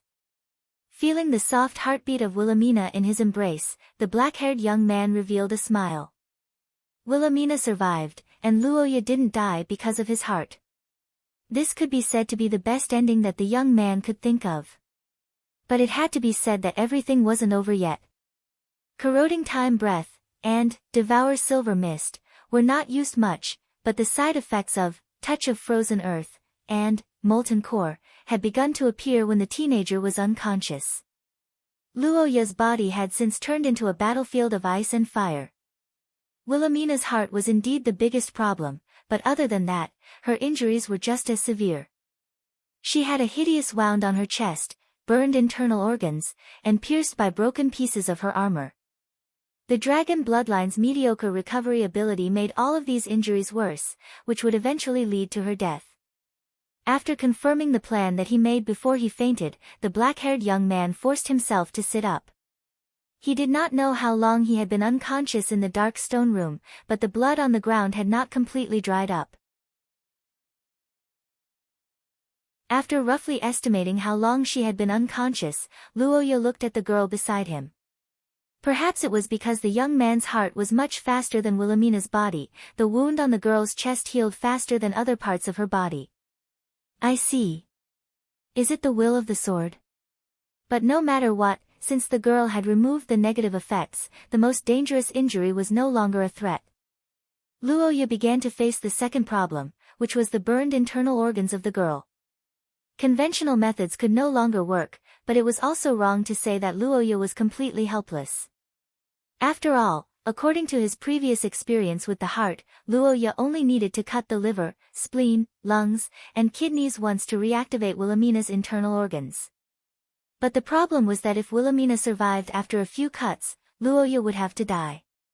Feeling his weak body, the black-haired young man shook his head.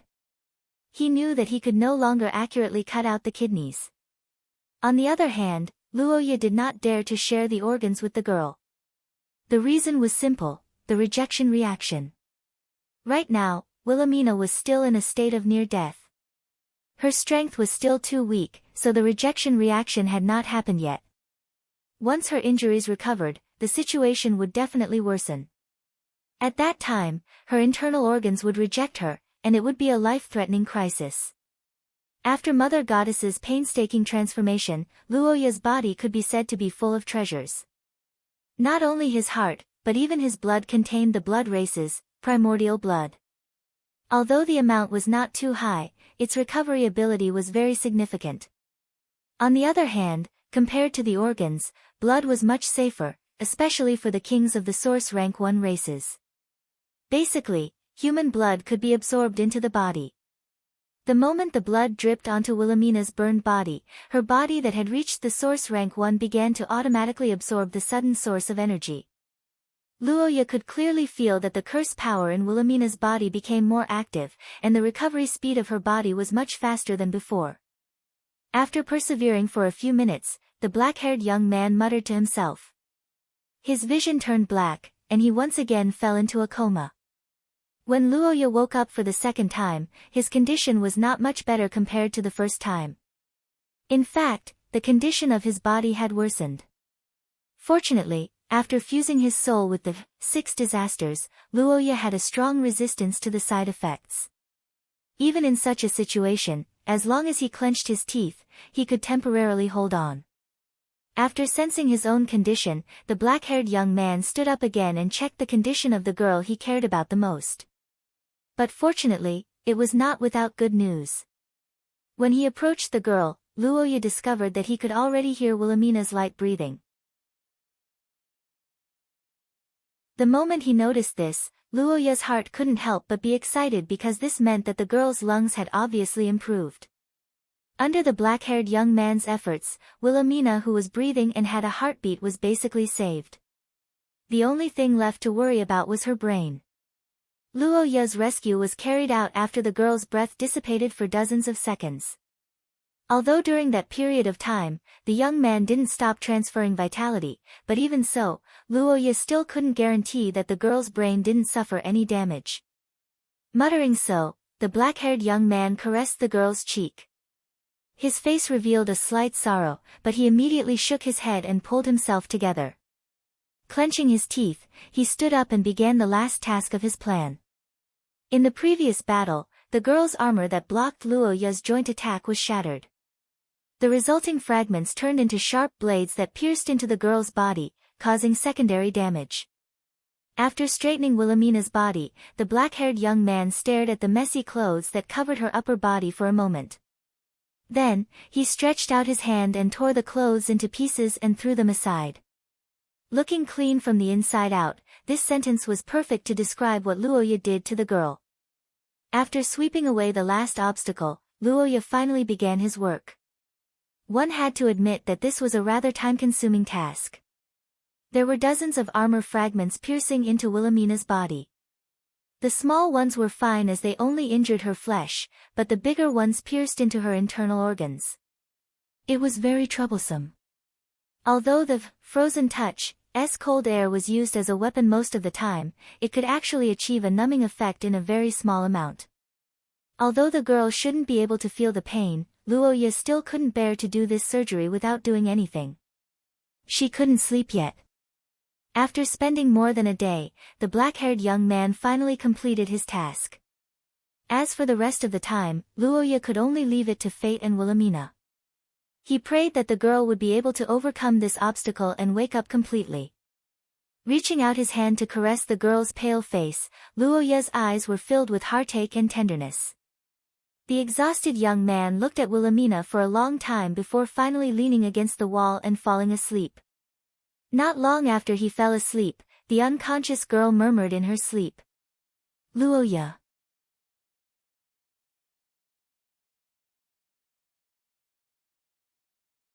Chapter 586. Dreams. This was probably one of the fairest things in the world.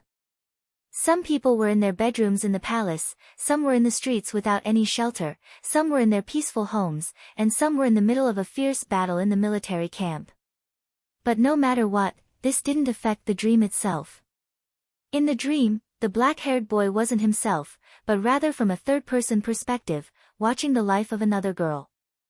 Wilhelmina's memories were, to a certain extent, very simple. Most of them were only about one thing, and that was to become stronger. In Wilhelmina's memories, her childhood was always dark. During this period of time, rather than saying that she was willing to work hard, it was more accurate to say that she was forced. Countless times, the girl who practiced swordsmanship to the point where her hands were bleeding would cry in her room while looking at the heroes in the storybooks, full of doubts about the so-called vow. But fortunately, perhaps due to the passage of time, these memories didn't last for too long. The girl who grew up a little firmed her will. During this period of time, becoming stronger, fulfilling the vow, and protecting the glory of her family and the human world was Wilhelmina's own wish. This situation continued until the moment when the two met and clashed, and the girl's heart sword was broken in front of Luo Ye. Wilhelmina's reluctance towards herself finally came to an end. The boy brought her liberation, and at the same time, gave her a new goal and faith. Looking at the girl who nervously clenched her fists and asked Teresa about her condition, Luo Ye couldn't help but smile helplessly, but at the same time, he was filled with regret. Since young, other than becoming stronger and fulfilling the vow, she didn't have to think about anything else. This kind of environment made the girl very clumsy when it came to relationships, and she didn't know how to express it. She could only swing her sword, and continuously swing her sword, infusing all her emotions into her sword intent. At the moment when she swept away her sense of inferiority, confusion, and weakness, the courage, origin substance truly acknowledged the girl, and the heart sword finally broke through the obstacles and swept away all the haze. That sword that swept through the heavens and earth could be said to be the girl's confession to the boy. Luo Ye, goodbye. In the dim stone room, the sleeping black-haired boy suddenly jolted. Intense grief and pain woke Luo Ye up from his dream. He then opened his eyes wide and called out the girl's name as he groped around. The moment his fingers touched the girl beside him, Luo Ye's panicked emotions calmed down a little. He panted loudly, holding the girl's body in his arms as if he was afraid of something. He listened to the heartbeat that was much stronger than before. After a long time, the young man's emotions slowly calmed down. After calming down, Luo Ye couldn't help but recall the previous dream. He shook his head slightly and looked at the young lady in his arms with a solemn expression. The reason was simple. It was because the previous dream was too realistic. Could it be because of your heart? Were those your dreams? Now that the connection between the two was infinitely close due to the heart, blood and other factors, the curse power of the two in their dreams could possibly affect the dream. If Luo Ye's dream really belonged to the girl, it meant that there was nothing wrong with Wilhelmina's brain. She might even wake up after Luo Ye. Luo Ye, when Wilhelmina's whisper entered his ears and her orange eyes opened again, Luo Ye didn't even have time to react. He looked at the girl and his heartbeat quickened. The excitement in his heart couldn't be described with words. After thinking for a moment, the black-haired girl replied with a slightly choked voice.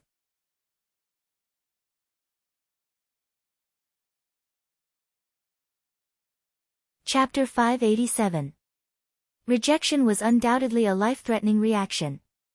Even Wilhelmina, who had reached source rank 1, didn't dare to say that she could overcome this reaction.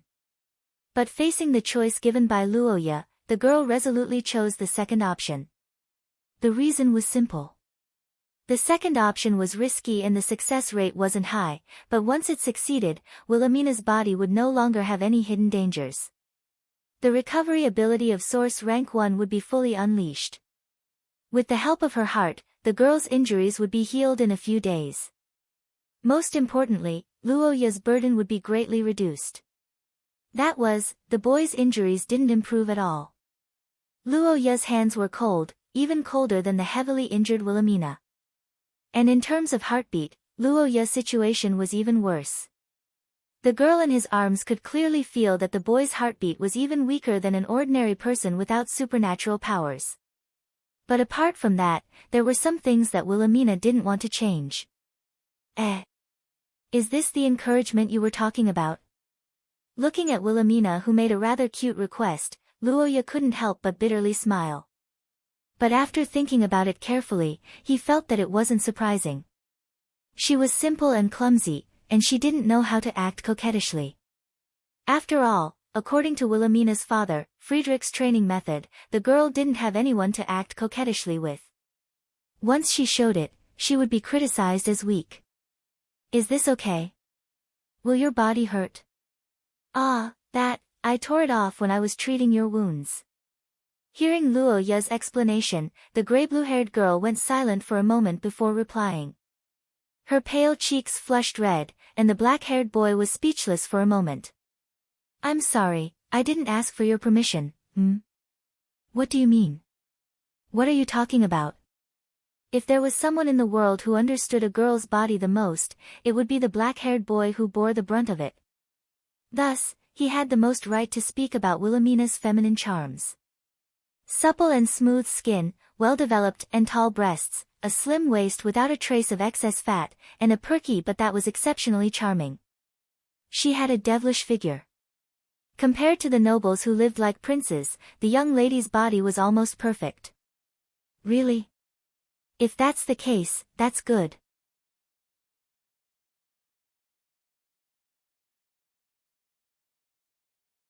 Chapter 588. In the room filled with the aroma of wine, the black-haired boy stared at the handwriting on the wine barrel in front of him. He stood there in a daze for a moment, then he suddenly raised his hand and cast an illumination spell. The surprised expression on Luo Ye's face slowly calmed down and was replaced by a dignified expression. After standing there and thinking for a while, the black-haired boy walked into the depths of the wine cellar and found that although the wine on the wine rack was of different years, the column where it was brewed was the same. Now that things had come to this, the black-haired youth had no choice but to admit the fact that the building he was now in, the massive fortress, was the Tak Fortress, an important stronghold of the theocracy that had gone missing years ago. It was a gathering of 100,000 elites and many high-tier extraordinary individuals. Hidden fog, that was the most mature and most terrifying, 6 disasters, that Luoya had ever seen. It was also a monster that the boy didn't want to face even if he reached source level 2. However, the reality now was that Luoya was likely to be in its territory. Thinking of this, Luoya raised his eyebrows speechlessly, and a strong worry rose in his heart for a while. 1 second. Remember this time, Luoya took the risk to use Devourer of the Silver Fog, to devour him without being discovered. The boy thought that there should be 2 reasons. The first reason was naturally that the time was too short. Devourer of the Silver Fog only took a few seconds from use to deactivation. The second reason was that Luoya and Wilhelmina's condition was too bad. Suddenly there was a source level 1 and a source level 2 in their stomach. No matter how slow hidden fog was, it would notice it sooner or later. At that time, it would definitely take action against them.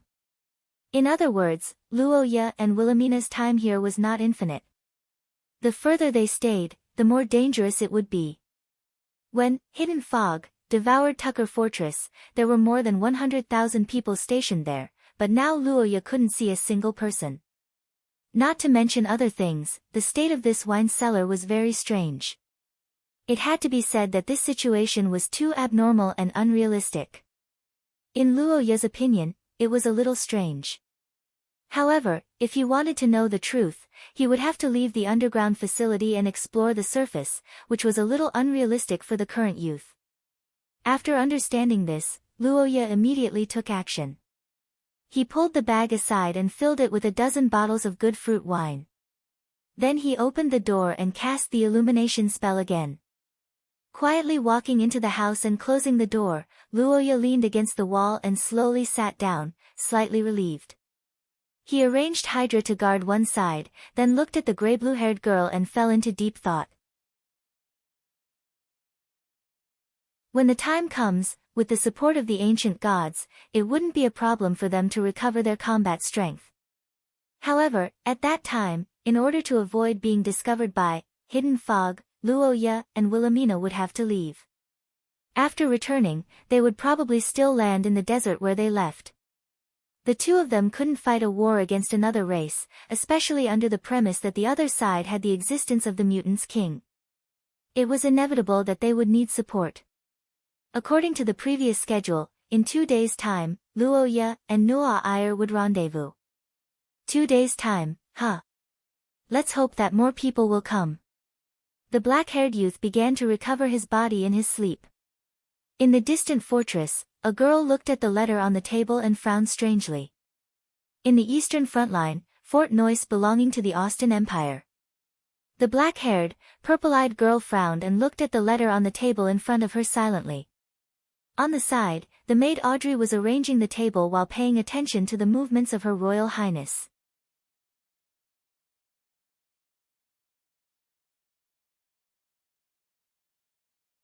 Chapter 589. Lillian was a genius. Be it in the past or present, this was something that all teachers of any subject would recognize. The letter sent by Noah Iyer was undoubtedly laughable if one were to consider it solely from a military perspective. One might even suspect that it was purposely trying to make things difficult for Audrey, which was why Audrey expressed her disgust. But after careful consideration, Lillian felt that something was amiss. So if one were to eliminate the possibility of Noah Iyer stirring up trouble and look at the letter without prejudice, one would be able to discover a lot of problems. Your Highness, do you mean that this letter wasn't written by the princess? A hint? Even though Noah Iyer's letter was simple and clear, the language style was poles apart from the usual. Yet, it was written by the young lady herself, which was something that bothered Lillian a lot. After giving it some thought, the young lady could only think of one possibility. As for the reason, Lillian had more or less guessed it. It was likely that the Austin Empire was monitoring Lillian. Her Highness the Empress's battle achievements were outstanding and she had become an indispensable force in the alliance. Unless the mutants were wiped out, it was almost impossible to touch her on the surface. But one of the consequences of the apparent unity between the two sides was that the Austen Empire's surveillance of Lillian was getting stricter. The conflict between Lucas and Lillian, as well as the surveillance of the Austen Empire's spy system, was something that the Noailles, as the princess and successor of the theocracy, was definitely aware of. That was why she used this method to hint that Lillian had something that she couldn't disclose. But even so, the black-haired, purple-eyed young lady still couldn't make a decision easily. "No, Your Highness. There hasn't been any information about this operation leaked." The young lady narrowed her purple eyes as she muttered to herself. She felt that the situation was getting increasingly strange. The maid beside her also fell into deep thought. What exactly is the theocracy of Saint Maester trying to do? "Your Highness, the surveillance of our country is getting tighter. If we send out troops rashly, it is likely to provoke His Majesty and cause trouble for our future operations." "So, what you mean is," upon hearing Lillian's thoughts, Audrey couldn't help but widen her eyes in shock. Even though Lillian didn't turn out in full force, sending out such a core force was enough to show her sincerity. Frankly speaking, Audrey felt that sending out 100,000 elite troops based on a single letter was too much of a reaction. But looking at Lillian, who had made her decision, the maid didn't say anything else. "Then, Your Highness, it's almost time for dinner." After dealing with the Noailles' letter, the black-haired, purple-eyed girl looked at the sky outside the window. She stood up from her desk and walked to the dining table. Audrey began to serve the food that was already prepared. Due to mutation, the bodies of extraordinary individuals could survive without eating. However, the children in their wombs were born with mortal bodies. Babies who were unable to absorb magic essence could only rely on food for nourishment. This situation could not be changed, and the only thing Lillian could do was adapt. While tasting the food in her mouth, Lillian's expression remained unchanged, but her gaze at her abdomen became gentler. Audrey, who stood at the side, finally felt relieved and asked about her recent feelings. "Your Highness, have you been feeling unwell recently? If so, please tell me in time so that I can deal with it." I feel like my spell power has been lacking recently. Literally. The consumption is greater than in the past, and I haven't found the reason." Even though Lillian was powerful, her physical condition had been unstable in the past year. Compared to various other problems, the lack of spell power wasn't a big deal at all. Besides, there were many possible reasons, such as a new round of body mutation, or to make up for the wounds left behind in previous battles. Even though the other party was powerful, under the siege of Lillian's endless army of the ancient Austen Empire, the ruler of the race chose to retreat. But in this battle, the young lady's arm was slightly injured. At this thought, Audrey wasn't nervous. But with the principle of being cautious, the maid decided to go through the procedures seriously. "Yes, I'm almost done with today's official business. Don't worry." Usually, before going to bed, Her Highness would read some literature. This had always been her hobby, but for some reason, she felt a little uneasy today. In the distance, the soldiers on the city walls guarded the city in silence under the illumination of the torches. Their gazes toward the plains were meticulous. The sound of the patrol's boots landing on the ground was uniform, as though they were soldiers being inspected. Lillian, who stood high above, looked at the scene and nodded in satisfaction. Then, she gazed at the stars in the sky in silence. Perhaps it was related to her or the people around her. In such a situation, the success rate was at least 50%. It was due to this reason that Lillian didn't dare to be careless. She walked out of the room and checked the surroundings. In other words, is the problem on my side? Recently, Lillian had been feeling that the spell power in her body was inexplicably draining away. She had mentioned this to Audrey. But what the young lady didn't mention was that she had a vague feeling that the spell power in her body wasn't draining away. Instead, it was being devoured. Gazing at the vast night sky, the black-haired, purple-eyed young lady's eyes glinted with worry. She pondered over the problem in her mind and subconsciously placed her hand on her abdomen. That was, this unborn little life seemed to be a little unusual. When a human baby was in its mother's body, it could only survive on the nutrients and energy brought by ordinary food and couldn't absorb the spell power formed by magic elements. This was an iron law since ancient times and also the reason why Lillian had to eat every day.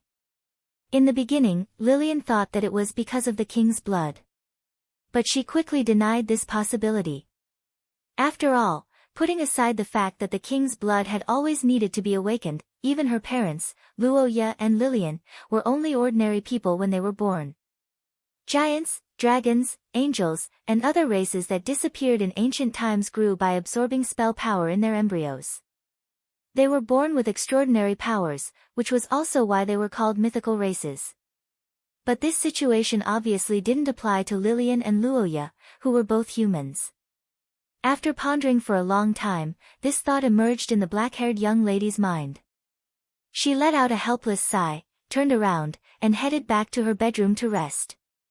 But the moment she was about to enter her room, a faint radiance appeared behind her all of a sudden. The young lady widened her eyes abruptly. The moment she sensed the radiance, Lillian turned around abruptly.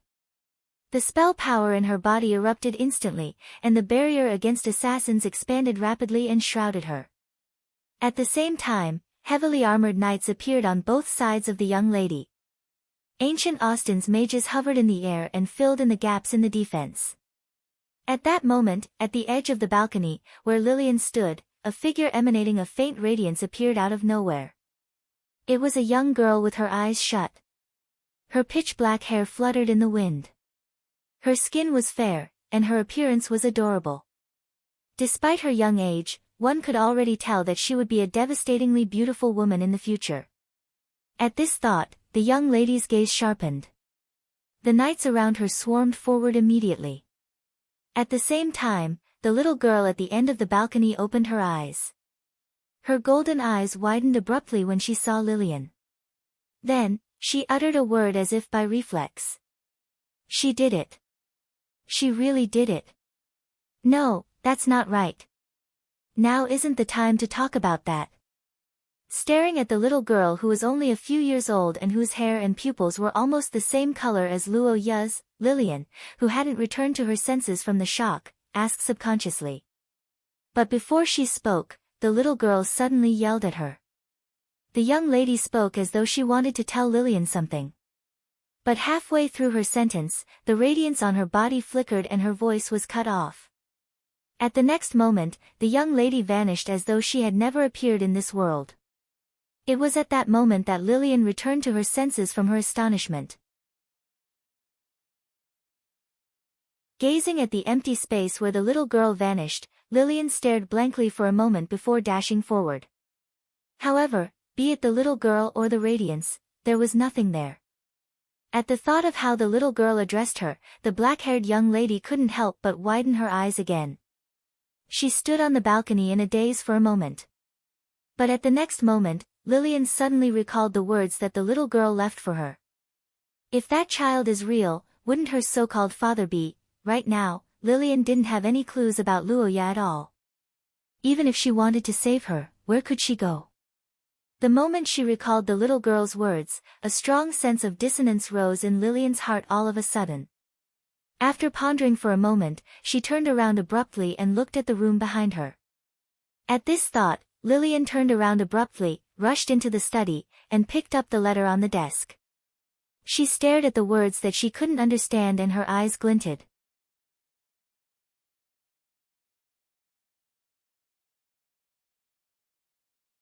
Chapter 590. Indestructible Body. This was a body created by the Mother Goddess in the ancient times for the young man by chance. It was also the reason why Luoya didn't really die after he returned from the historical fragment. That was a deep sleep without dreams. The dark stone room didn't provide any time information to the young man's biological clock. When Luoya's consciousness floated up again, the first thing he felt was the softness under his body. Fragrance? Turning his eyes away unnaturally, the black-haired young man cursed silently in his heart. A knee pillow, and it was the knee pillow of the serious Miss Knight. He had to admit that this was beyond Luoya's expectations. However, thanks to the young lady, Luoya's mind quickly cleared up due to the rapid blood flow. The moment her orange-red eyes fell on the young man, Wilhelmina let out a sigh of relief. Then, she excitedly reached out her hand to touch the young man's cheek. Oh, that's still okay. My body is much lighter now. The wound on his back and the injury on his left leg had already healed. As for the bones in his body, most of the slight bone fractures had already healed. The remaining ones were also constantly recovering. Minna, how do you feel? No, that's why I said you don't need to thank me, it's okay. My legs didn't suffer much injuries. It won't be a burden. Also, this is one of my thanks. You're almost naked now. Not to mention that the part that covered your lower abdomen had turned into strips of cloth. There was even a hole in your chest. Coupled with the perfect body that the Miss Knight had trained for many years, that kind of half-hidden charm was really too impactful. Luoya. Did you bring that wine back from the outside? That, I just saw it when I was drinking. It said that it was produced in Tucker Fortress.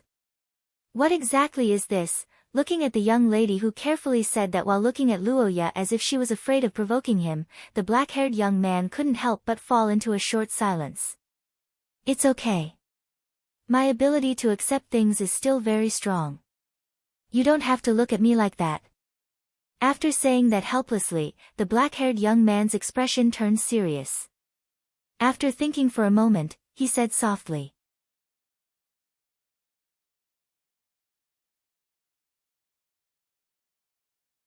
Chapter 591. Shia's long-distance communication could be said to be the most expensive and most demanding way of communication in the world. Therefore, no matter what type of long-distance communication curse vessel it was, the cost was 6 digits of gold coins. It was an exclusive equipment that only the great aristocrats of various countries could have. But even with such a high price, there were often problems with communication.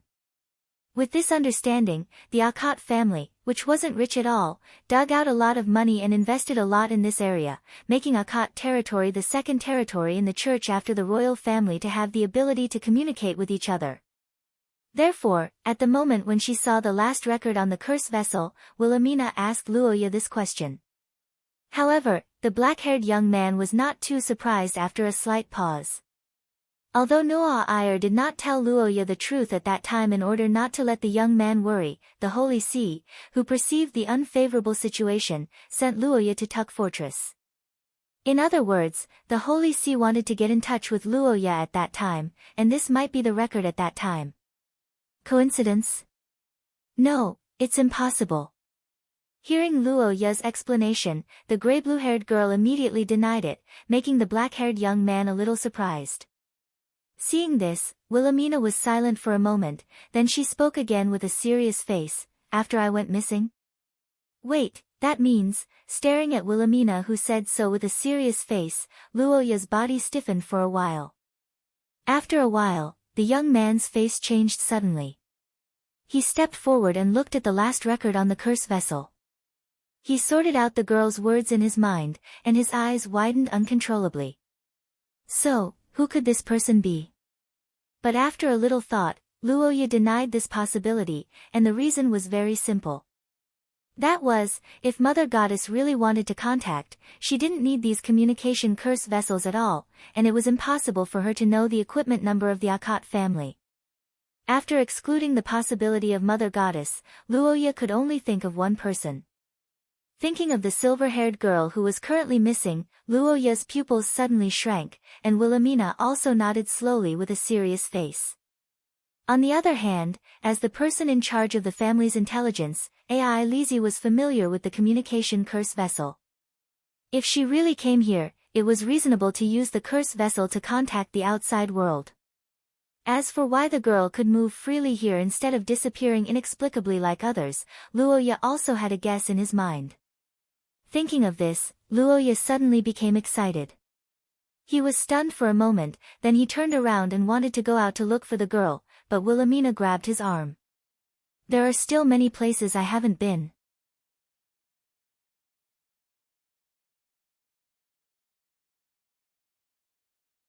Chapter 592. Space Curse. This has always been the goal of the Cursemancers in Shia world. However, after thousands of years, the results of countless generations of efforts were very few. Wait, Luoya, do you really want to do this?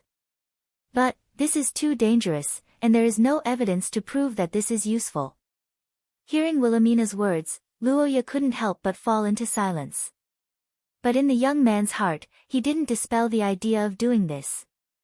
This world where there was no one, and time almost stopped was only the first layer, and in the deeper part, Luoya could vaguely feel something, and it was likely to be the victims of the Tucker Fortress incident that the young man had been looking for. Luoya, my bloodline can transform into a giant dragon, do you still remember? What if I immediately transform into a giant dragon after leaving here and fly out with you? How about this tactic? Indeed, but at that time, there will be external support, and it should be held back by the human side source level 1. In that case, after listening to Wilhelmina's plan, the black-haired young man fell into silence for a while, but after thinking for a moment, he shook his head and said the existence that made him most afraid. Although he had experienced several battles, in fact, so far, Luoya almost didn't collect any information about him, and he knew nothing about him. On the contrary, whether it was Luoya or Wilhelmina, they had been completely seen through in the previous battle, and the effect of the attack was likely to be greatly reduced.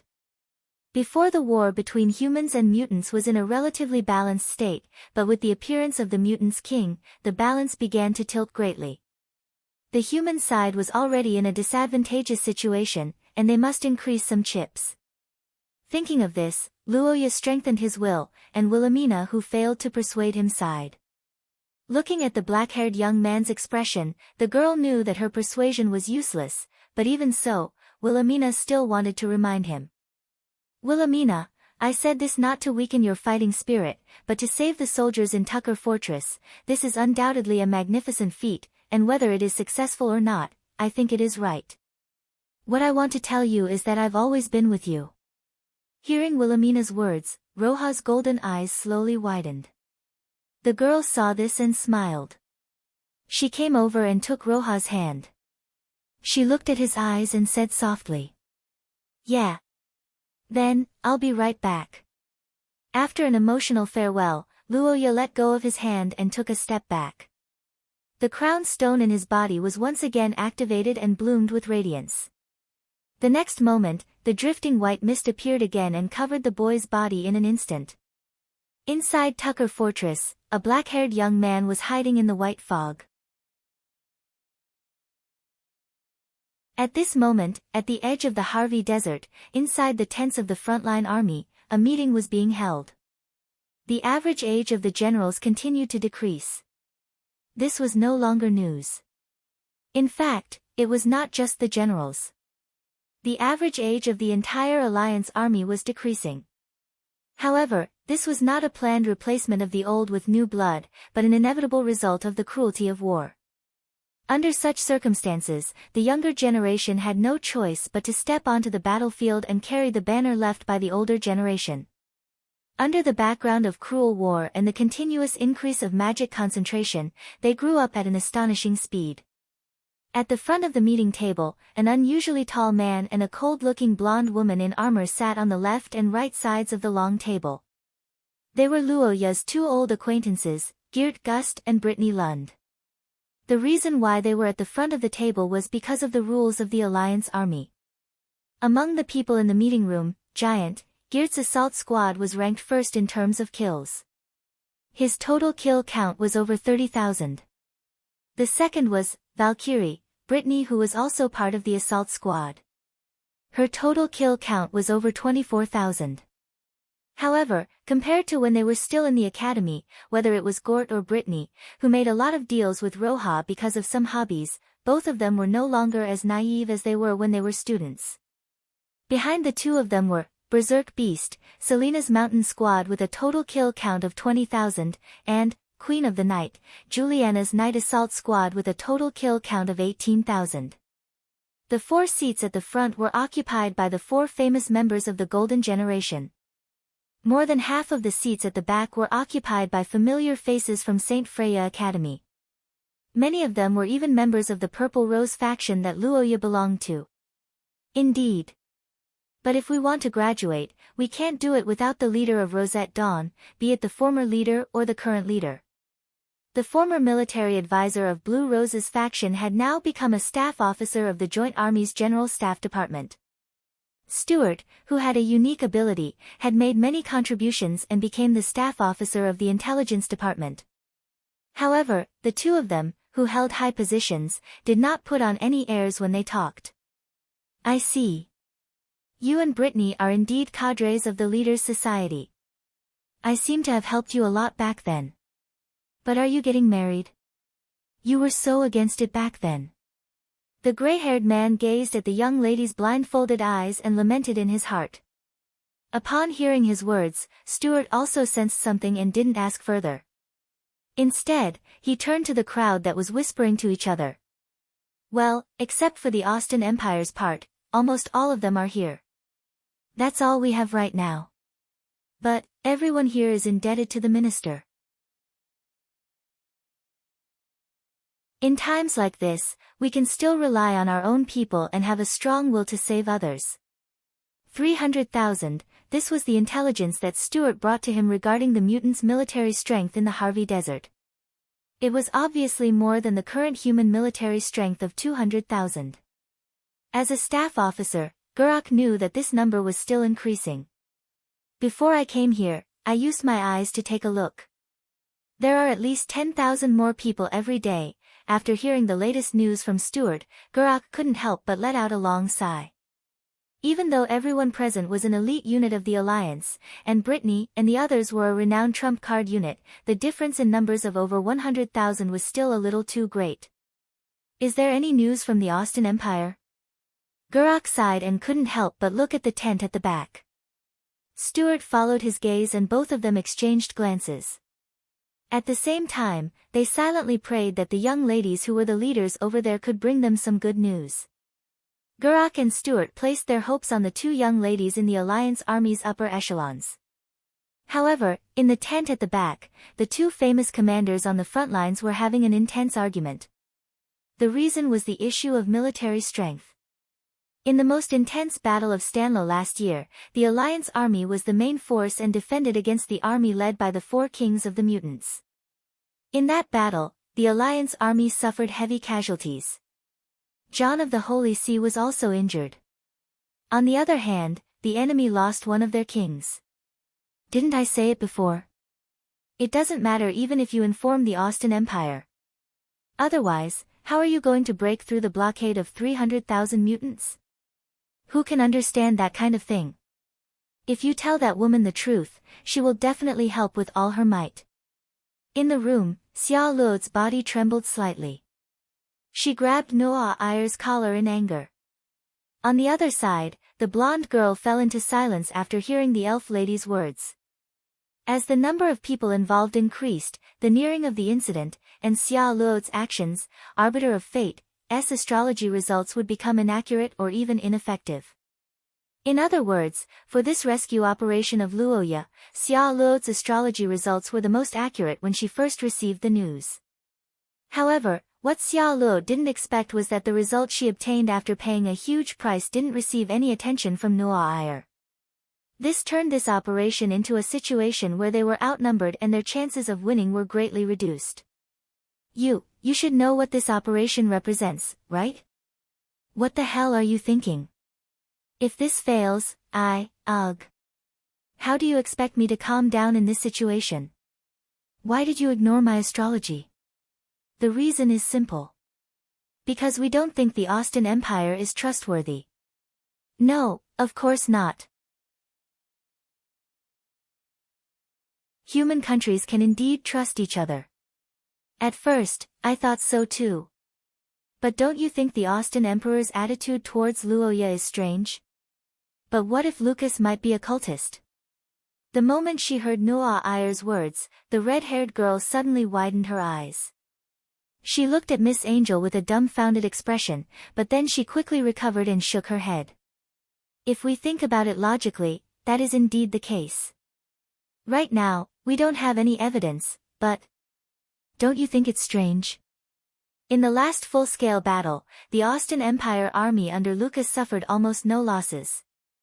As the king of the Source Level 1 race, he was not attacked by the king of the mutants. Hearing Noah Ayer's words, Xia Luot fell into silence for a while. She wanted to refute Noah Ayer's words, but she didn't know how to say it. Because not only Noah Ayer, but many people, including Xia Luot, also felt strange about this matter after the war. The king of the first source-level race in the human camp was clearly the main target of the mutants. In order to avoid being targeted, the first source-level races of the various countries had no choice but to move in secret.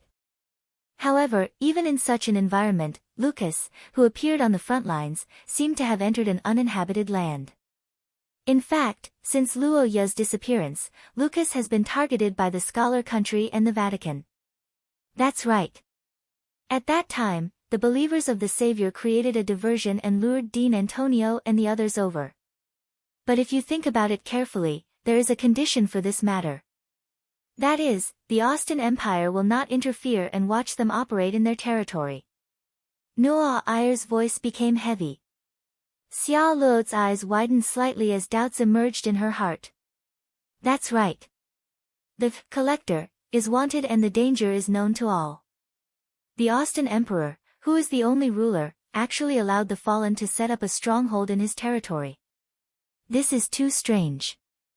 Xia Luot, it's not that we don't value your astrology, but Lucas is too suspicious. He may not be a cultist, but he must have some relationship with the cultists.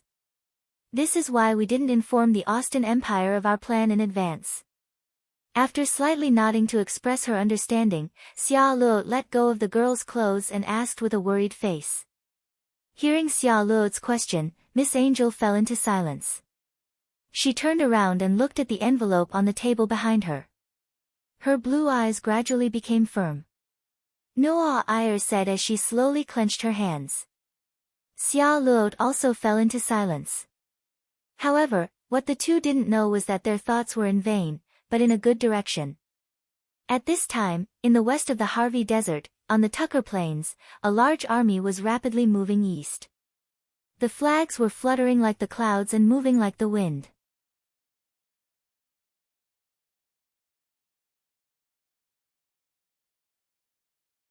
Chapter 593. The Crown Stone had always been one of Luoya Akkad's core powers. The young man's understanding of the Crown Stone had also made a qualitative leap in the process of the most recent historical fragment. The previous Tucker Fortress, although the stone structure seemed to be abnormally sturdy, in fact, from the perspective of space, the fortress inside the hidden mist was actually weaker than the land in the real world. And the place that Luoya wanted to go to was even weaker than the Tucker Fortress. In the past, many scholars who studied space had died in such a situation. It was precisely because of this that Wilhelmina was particularly worried before. But in fact, Luoya had a backup plan. Although the rejection reaction had been overcome, Luoya's heart still wouldn't be completely assimilated in a short period of time. Therefore, it became a coordinate for the young man to return to the past. As long as Wilhelmina was there, Luoya wouldn't lose his direction and couldn't find the way back. According to his previous experience, the starting point of the Devourer of the Silver Mist's spatial transfer and landing point were not the same place. The previous Tucker Fortress was very safe, but this didn't mean that the next destination would be safe. When the nearby darkness receded, the young man was no longer in the Tucker Fortress. Instead, he was in an exquisite palace. This was the place where the young man once lived, fought, and had a deep and unforgettable memory. It was one of the 3 shrines that worshipped Shia in ancient times, the Tower of Babel. For Luoya Akkad, the Tower of Babel was a dreamlike place. However, in the last historical fragment, Luoya came with the intention of making up for the regrets of his ancestors. But he didn't expect that in the Tower of Babel, which he thought was the most dangerous place, he would receive an unexpected feeling. He received the love of others, and he also made up for the part that he was missing in the depths of his heart that he didn't want to admit. The love of parents may not be important to adults, and all kinds of movies and TV shows were even more popular with orphans. But in fact, most people couldn't grow up without their parents. Whether it was a father's love or a mother's love, it was an important part of a child's mental health. Luo Dia's mother, Maria, was from the Viscount family of Saint Maester. She passed away due to illness when she was still a child. In terms of rank, there was actually a gap between her family and the Akat family. However, Ka Dia and Maria fell in love freely, and they even fell in love on campus. In that era, it could be said that it was very enviable, so in reality, there wasn't too much trouble. That was basically all that Luoya knew about Maria.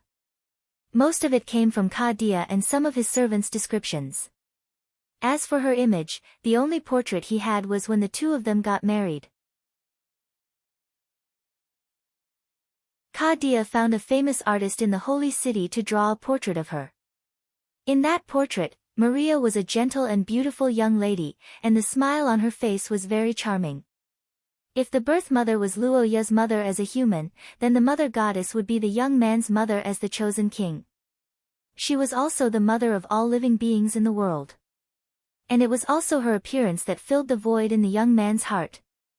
Looking at the familiar temple in front of him and recalling every detail of the two of them here, even someone as strong as Luoya couldn't help but feel a ripple in his heart.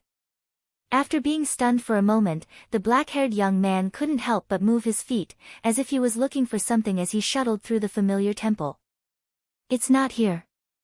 Fog of concealment, did it devour the holy tower in the ancient era? In that final battle in the ancient era, whether it was the mother goddess or the 6 calamities, they all fell into a long slumber. The real holy tower had long been destroyed in the endless flames of war. This place was probably just a space created by the memories of the fog of concealment. As for the target that Luoya was originally looking for, in fact, it had already appeared in front of the young man's eyes. Luoya didn't know what the rules of this space were, but it was obvious that the people of Tucker Fortress had already become a part of the Silver Mist.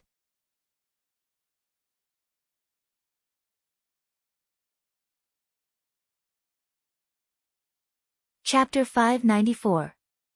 For an enemy who was about to fight, investigating intelligence was a basic task.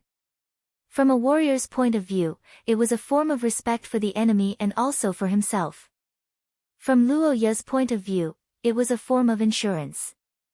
And this time, his opponent was the king of the mutated people. It was indeed strange. Until now, Luoya still couldn't figure out his opponent's fighting style.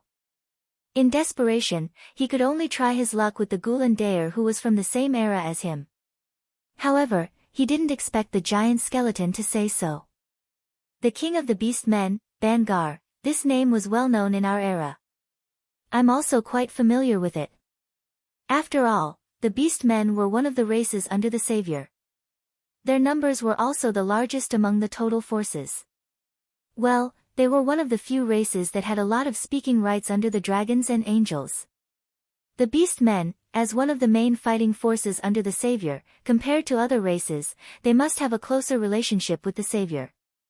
After the savior fell, the races that were more closely related to him would be more affected. The birth of the mutated people was probably because of this. Well, at that time, I was already here, so I didn't know anything about the outside world. I think so. However, compared to their army, you should be more worried about Bangar because he is in existence on the same level as us. Looking at the giant who said so, the black-haired young man blinked and fell into silence. His expression was extremely solemn. The existence at the top of a race, such a monster had long ceased to exist in this era of humans. The Grim Reaper who assassinated Luoya in the previous historical fragments couldn't be compared to him at all. It could be said that he was a powerful enemy that had never appeared before. More importantly, Bangar was different from the other king of the beast men. Relying on curses. Idiots with strong muscles looked down on cursemancers. This situation also existed among humans now. For example, the country of knights which valued martial arts, and it was even more so for races like the beast men. Bangar's bloodline ability isn't just a simple attack. It's also a type of curses. Now that you have been attacked by him, your chances of winning against him will be even lower. Yes, we were on the same side and cooperated before. he was one of the few people I recognized in that era. Originally, I thought that under his leadership, the beast men could reach a new peak. I didn't expect that the end result would be destruction. Looking at the Gulandair, which was a rare sight to see, Luoya's golden pupils slowly contracted. He further realized the strength of the enemy this time. However, it was obvious that even if it was an old friend from ancient times, it would not show mercy to Luoya. On the contrary, it might use its familiarity with the giants to counter Luoya. On the plains, the two of them exchanged information about the enemy. However, what the black-haired young man didn't know was that an unknown meeting was also taking place in the royal city. In the courtyard of the divine tower, the black-haired young man gradually fell into a deep sleep. In front of him, who was shrouded in a faint light, the white-haired witch did not immerse herself in her new task. Instead, the smile on her face slowly disappeared. She silently looked at the sleeping Luoya. Unlike when he was awake, Luoya had a unique sense of calmness. Although his body, which had been on the battlefield for a long time, seemed to be fine, there were many small wounds on his body. After completely relaxing his cheeks, a sense of fatigue emerged. Altatia's scarlet eyes contracted slightly. After carefully staring at Luoya in front of her for a long time, she couldn't help but slowly move closer.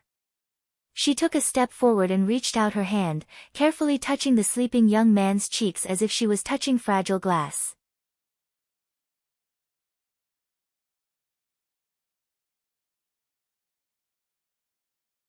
Chapter 595.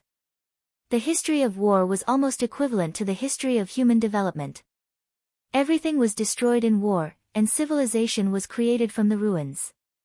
This cycle was the trajectory of human history for thousands of years. There was no mediation, no compromise, only an all-out effort to destroy the other side.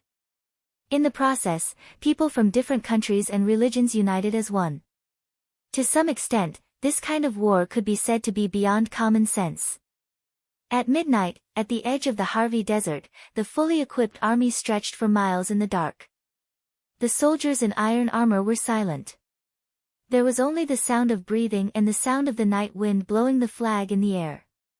So far, the main force of the rescue operation had reached 250,000 people. After the pagan army of Akate, who was originally escorting Kadia home, returned to the front line after receiving the news from Luoya, there were three powerhouses in the front line: Cynthia, Rodney, and Wood. In this rescue operation, the main force needed to have enough power to break through the blockade of the aliens. Therefore, the soldiers' combat power and willpower were very high. The pagan army of Akate and Luoya, who was the son of God, perfectly met these two requirements. At this time, in front of Noah Iyer and the others, in the dark night, as many as 200,000 aliens were in formation in the desert. The dull sound of the horn continued to be heard in the distance, and the light of the torches converged into an ocean. Remember. Now that the king of the aliens was in the desert, all the aliens had entered a state of excitement. They were not afraid of death, and they were even eager to kill in front of the king of their race to show their bravery. Regardless of whether it was the tall giant at the front or the advisors in the tents at the back, none of them were intimidated by the aura of the aliens. To the warriors who had walked out of blood and fire last year, such a threat was nothing but a useless roar. Their will would not be shaken by it. For the continuation of their race, for the elderly parents behind them, and for the young children behind them, they must fight and win. It's about time, right? She looked at the clock beside her and reminded the blonde angel. The blonde angel nodded slightly and gave an affirmative answer with a slightly nervous expression. After a moment of silence, Noah Iyer stepped forward and walked towards the empty stone plaza. The square wasn't large, but it was obvious from the bricks that it had been built a long time ago. As a matter of fact, it was indeed an ancient artifact from the Second Era. Amidst the silence, Noah Iyer stepped into the square. The moment she entered, the angel statues in the four cardinal directions flashed simultaneously, and a holy aura suddenly spread out. Around the square, countless clerics raised their holy staffs, and converged the power of spells on the four statues. Specks of light began to appear out of nowhere in the originally dense dark clouds, spreading across the sky like fireflies. Under the night sky, in the middle of the square, the blonde girl held a stone sword in her hand, and the blood in her body suddenly burst out. Under the resonance of the ancient angel king's blood, the eyes of the 4 war angel statues lit up at the same time, and then 4 beams of golden light shot up into the sky. In the silent dark sky, a violent roar accompanied by a spell reaction that shook the sky suddenly appeared, and the golden light quickly dyed the sky like a dye. Under the changing sky, the shadow of the angel king appeared behind Nu'a. She pulled out a stone sword and gently slit her wrist. That was the blood of angels, and also the blood of kings. After thousands of years, the ancient magic circle was completely activated by Nu'a's angel king's blood. In the violent tremor, the souls of the war angels in the 4 cardinal directions emerged from the statues and bowed to the blonde girl. At the same time, the 4 beams of light that shot up into the sky merged into one and turned into a thunderbolt that shook the sky. That was a flashing light, and also a sacred sword that was burning with golden flames. It floated in the air, and when it hung over everyone's heads, even the most fearless of the mutants would feel an instinctive fear. After many failed attempts, the helpless mutants had no choice but to advance their attack. In the low sound of the horn, tens of thousands of mutants left their bunkers and charged towards the human army. At the same time, in the square far away, the blonde girl opened her eyes and solemnly chanted the name of the spell. In the next moment, the golden swords fell like rain, slaughtering the common people in the flames. The human army cheered in the rain of light, and the mutants' bodies were penetrated by the flames, and the entire army quickly began to collapse. From the army in the northern plains to the small teams in the southern mountains, from the majestic fortress to the front line that was just a few miles away from the enemy camp, the commanders of various countries and regions finally received the same order after a long intense wait. She had pure white skin, a small nose, cherry-colored lips, and a pair of scarlet eyes that were filled with mystery. Her long eyelashes paired with her beautifully shaped eyebrows made the girl's temperament seem even more mysterious and playful, making her even more unpredictable. "You scared me. Is it Altacia?" Perhaps because the young man woke up too suddenly, only when Luoya spoke did the white-haired demoness who widened her eyes suddenly react. She was stunned for a moment before blinking her eyes, and then straightened her body with a stiff expression. Yes, after all, the Gulan Daer is a person of few words and is more direct. As the ancient god who visited Luoya the most in the dream, the demoness was very familiar with this kind of thing. And as the Punisher under Shia, the demoness knew a lot about the young man's bloodline, so it wasn't strange for her to know his whereabouts in the dream. However, the young man was a little concerned about one thing. Lord Hero, what do you mean? Heartbeat. Lord Hero's heart is only left with a quarter. This is something I didn't expect, so I checked it a little. Under Altacia's explanation, the black-haired young man's face showed an expression of understanding. After feeling his heart that had recovered, Luoya couldn't help but thank the demoness. Altacia's face also showed a smile, and her heart slowly relaxed. Work. By the way, Altacia, the guards of Tark Fortress, those people have already been sent back. About an hour, but the time flow here is a little strange, so it would take about a day over there. Hearing Altacia's words, Luoya couldn't help but put on a serious face. Although a day's time wasn't long, but under the situation of losing contact with the outside world, it could change a lot of things, such as Nua''s support. The previous operation to encircle and annihilate Luoya had a large number of troops, so it was impossible for humans to not notice. If Luoya wasn't abandoned, the humans should have already broken out in the Harvey Desert. If they want to cooperate, this is undoubtedly the best opportunity. Thinking like this, the young man's eyes became firm, and asked Altacia about the situation of the guards. Hearing this, the demoness thought for a moment and said, Healing spell.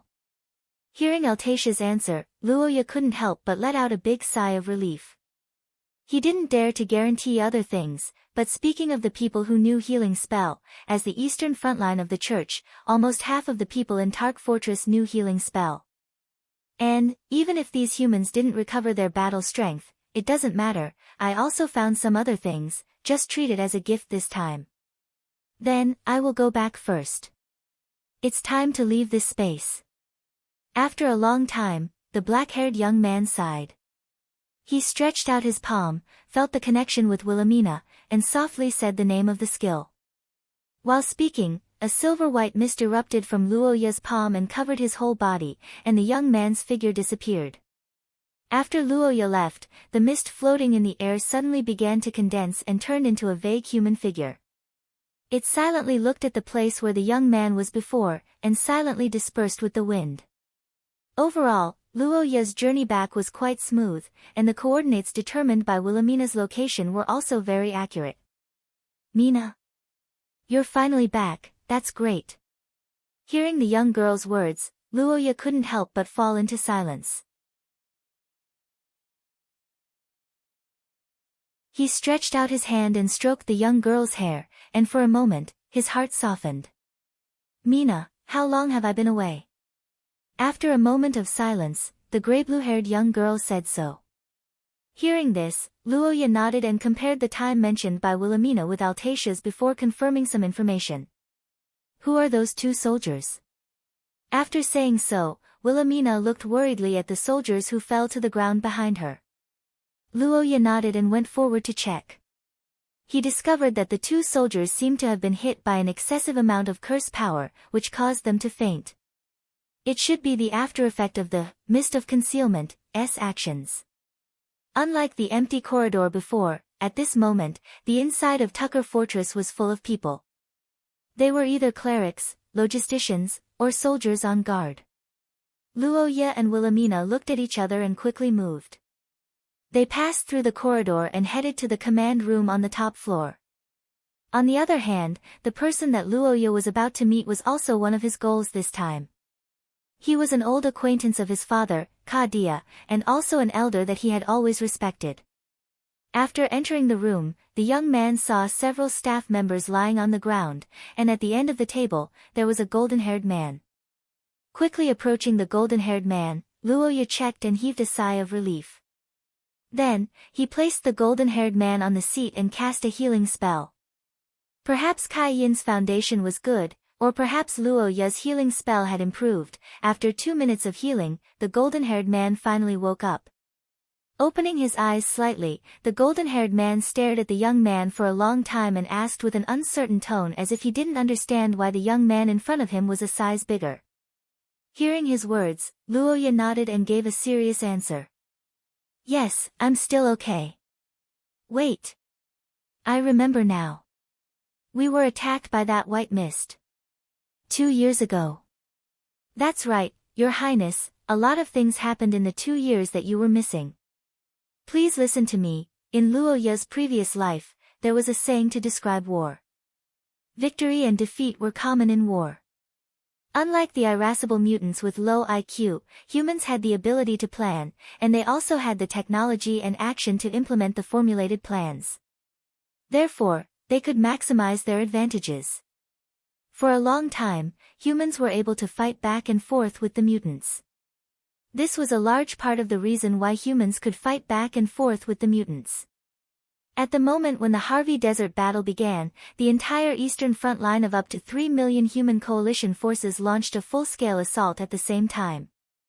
Through the connection of thousands of curse vessels, the combat forces from all over the world acted in unison. On the plains, the Steel Army went straight to the enemy camp amidst the thunderous sound of hooves. Between the mountains and forests, silent assassination squads harvested lives in silence. With the unimaginable organizational power of humans facing a common enemy, this unprecedented large-scale feint attack had a good effect. Almost all the mutant tribes fell into a quagmire. On the main battlefield, the battle situation had begun to lean toward the human side as expected. The King of Angels, this was the king of the race, and also the existence above the 7 archangels. Under the king's command, the enemy could only die.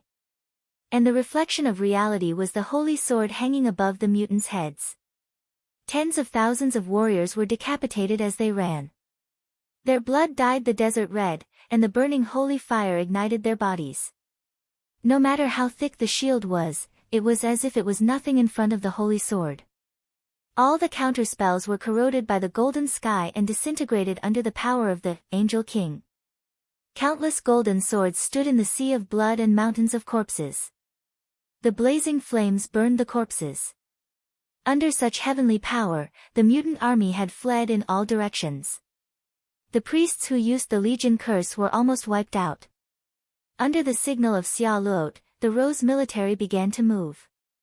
Various flashing curse vessels were launched, and thousands of long-range weapons were activated.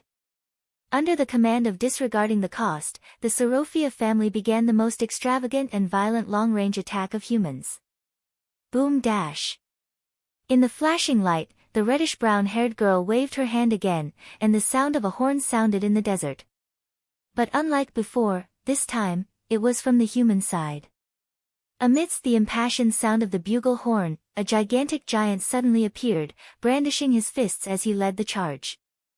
Behind him was Valkyrie Brittany, clad in iron armor, who soared into the sky. Under such tactics, the mutants had no chance to breathe. The vanguard of the human army was unstoppable. From the rain of holy swords to the carpet bombing, less than 1 in 10 enemies survived 2 waves of attacks. Those who survived basically lost their combat power. In fact, compared to killing the enemy, it was more difficult for the human army to cross the enemy's corpses and the complicated terrain. Under the coordination of strategy and tactics, the human side gained a huge advantage and quickly broke through the first line of defense of the mutants. However, as the war progressed, this situation didn't last for long. The King of the Mutants. That was the first enemy that humans had faced in the battle against the mutants in the past 1,000 years. It was also a monster that exceeded common sense and pushed the human race to the brink of extinction. Under the unprecedented ferocious attacks of the humans, the King of the Mutants welcomed the challengers in his own way. Under the effect of the ashes, the mutants burst into earth-shattering roars. Their curse reaction increased, and their bodies expanded. Buffs appeared on them one after another. With such support, the situation of the battlefield began to reverse. Damn monsters! Looking at the miracle in the distance, the human soldiers exclaimed.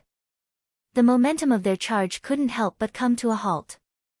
In the battle formation, the golden pupils of the Nu'a Ire shrunk abruptly.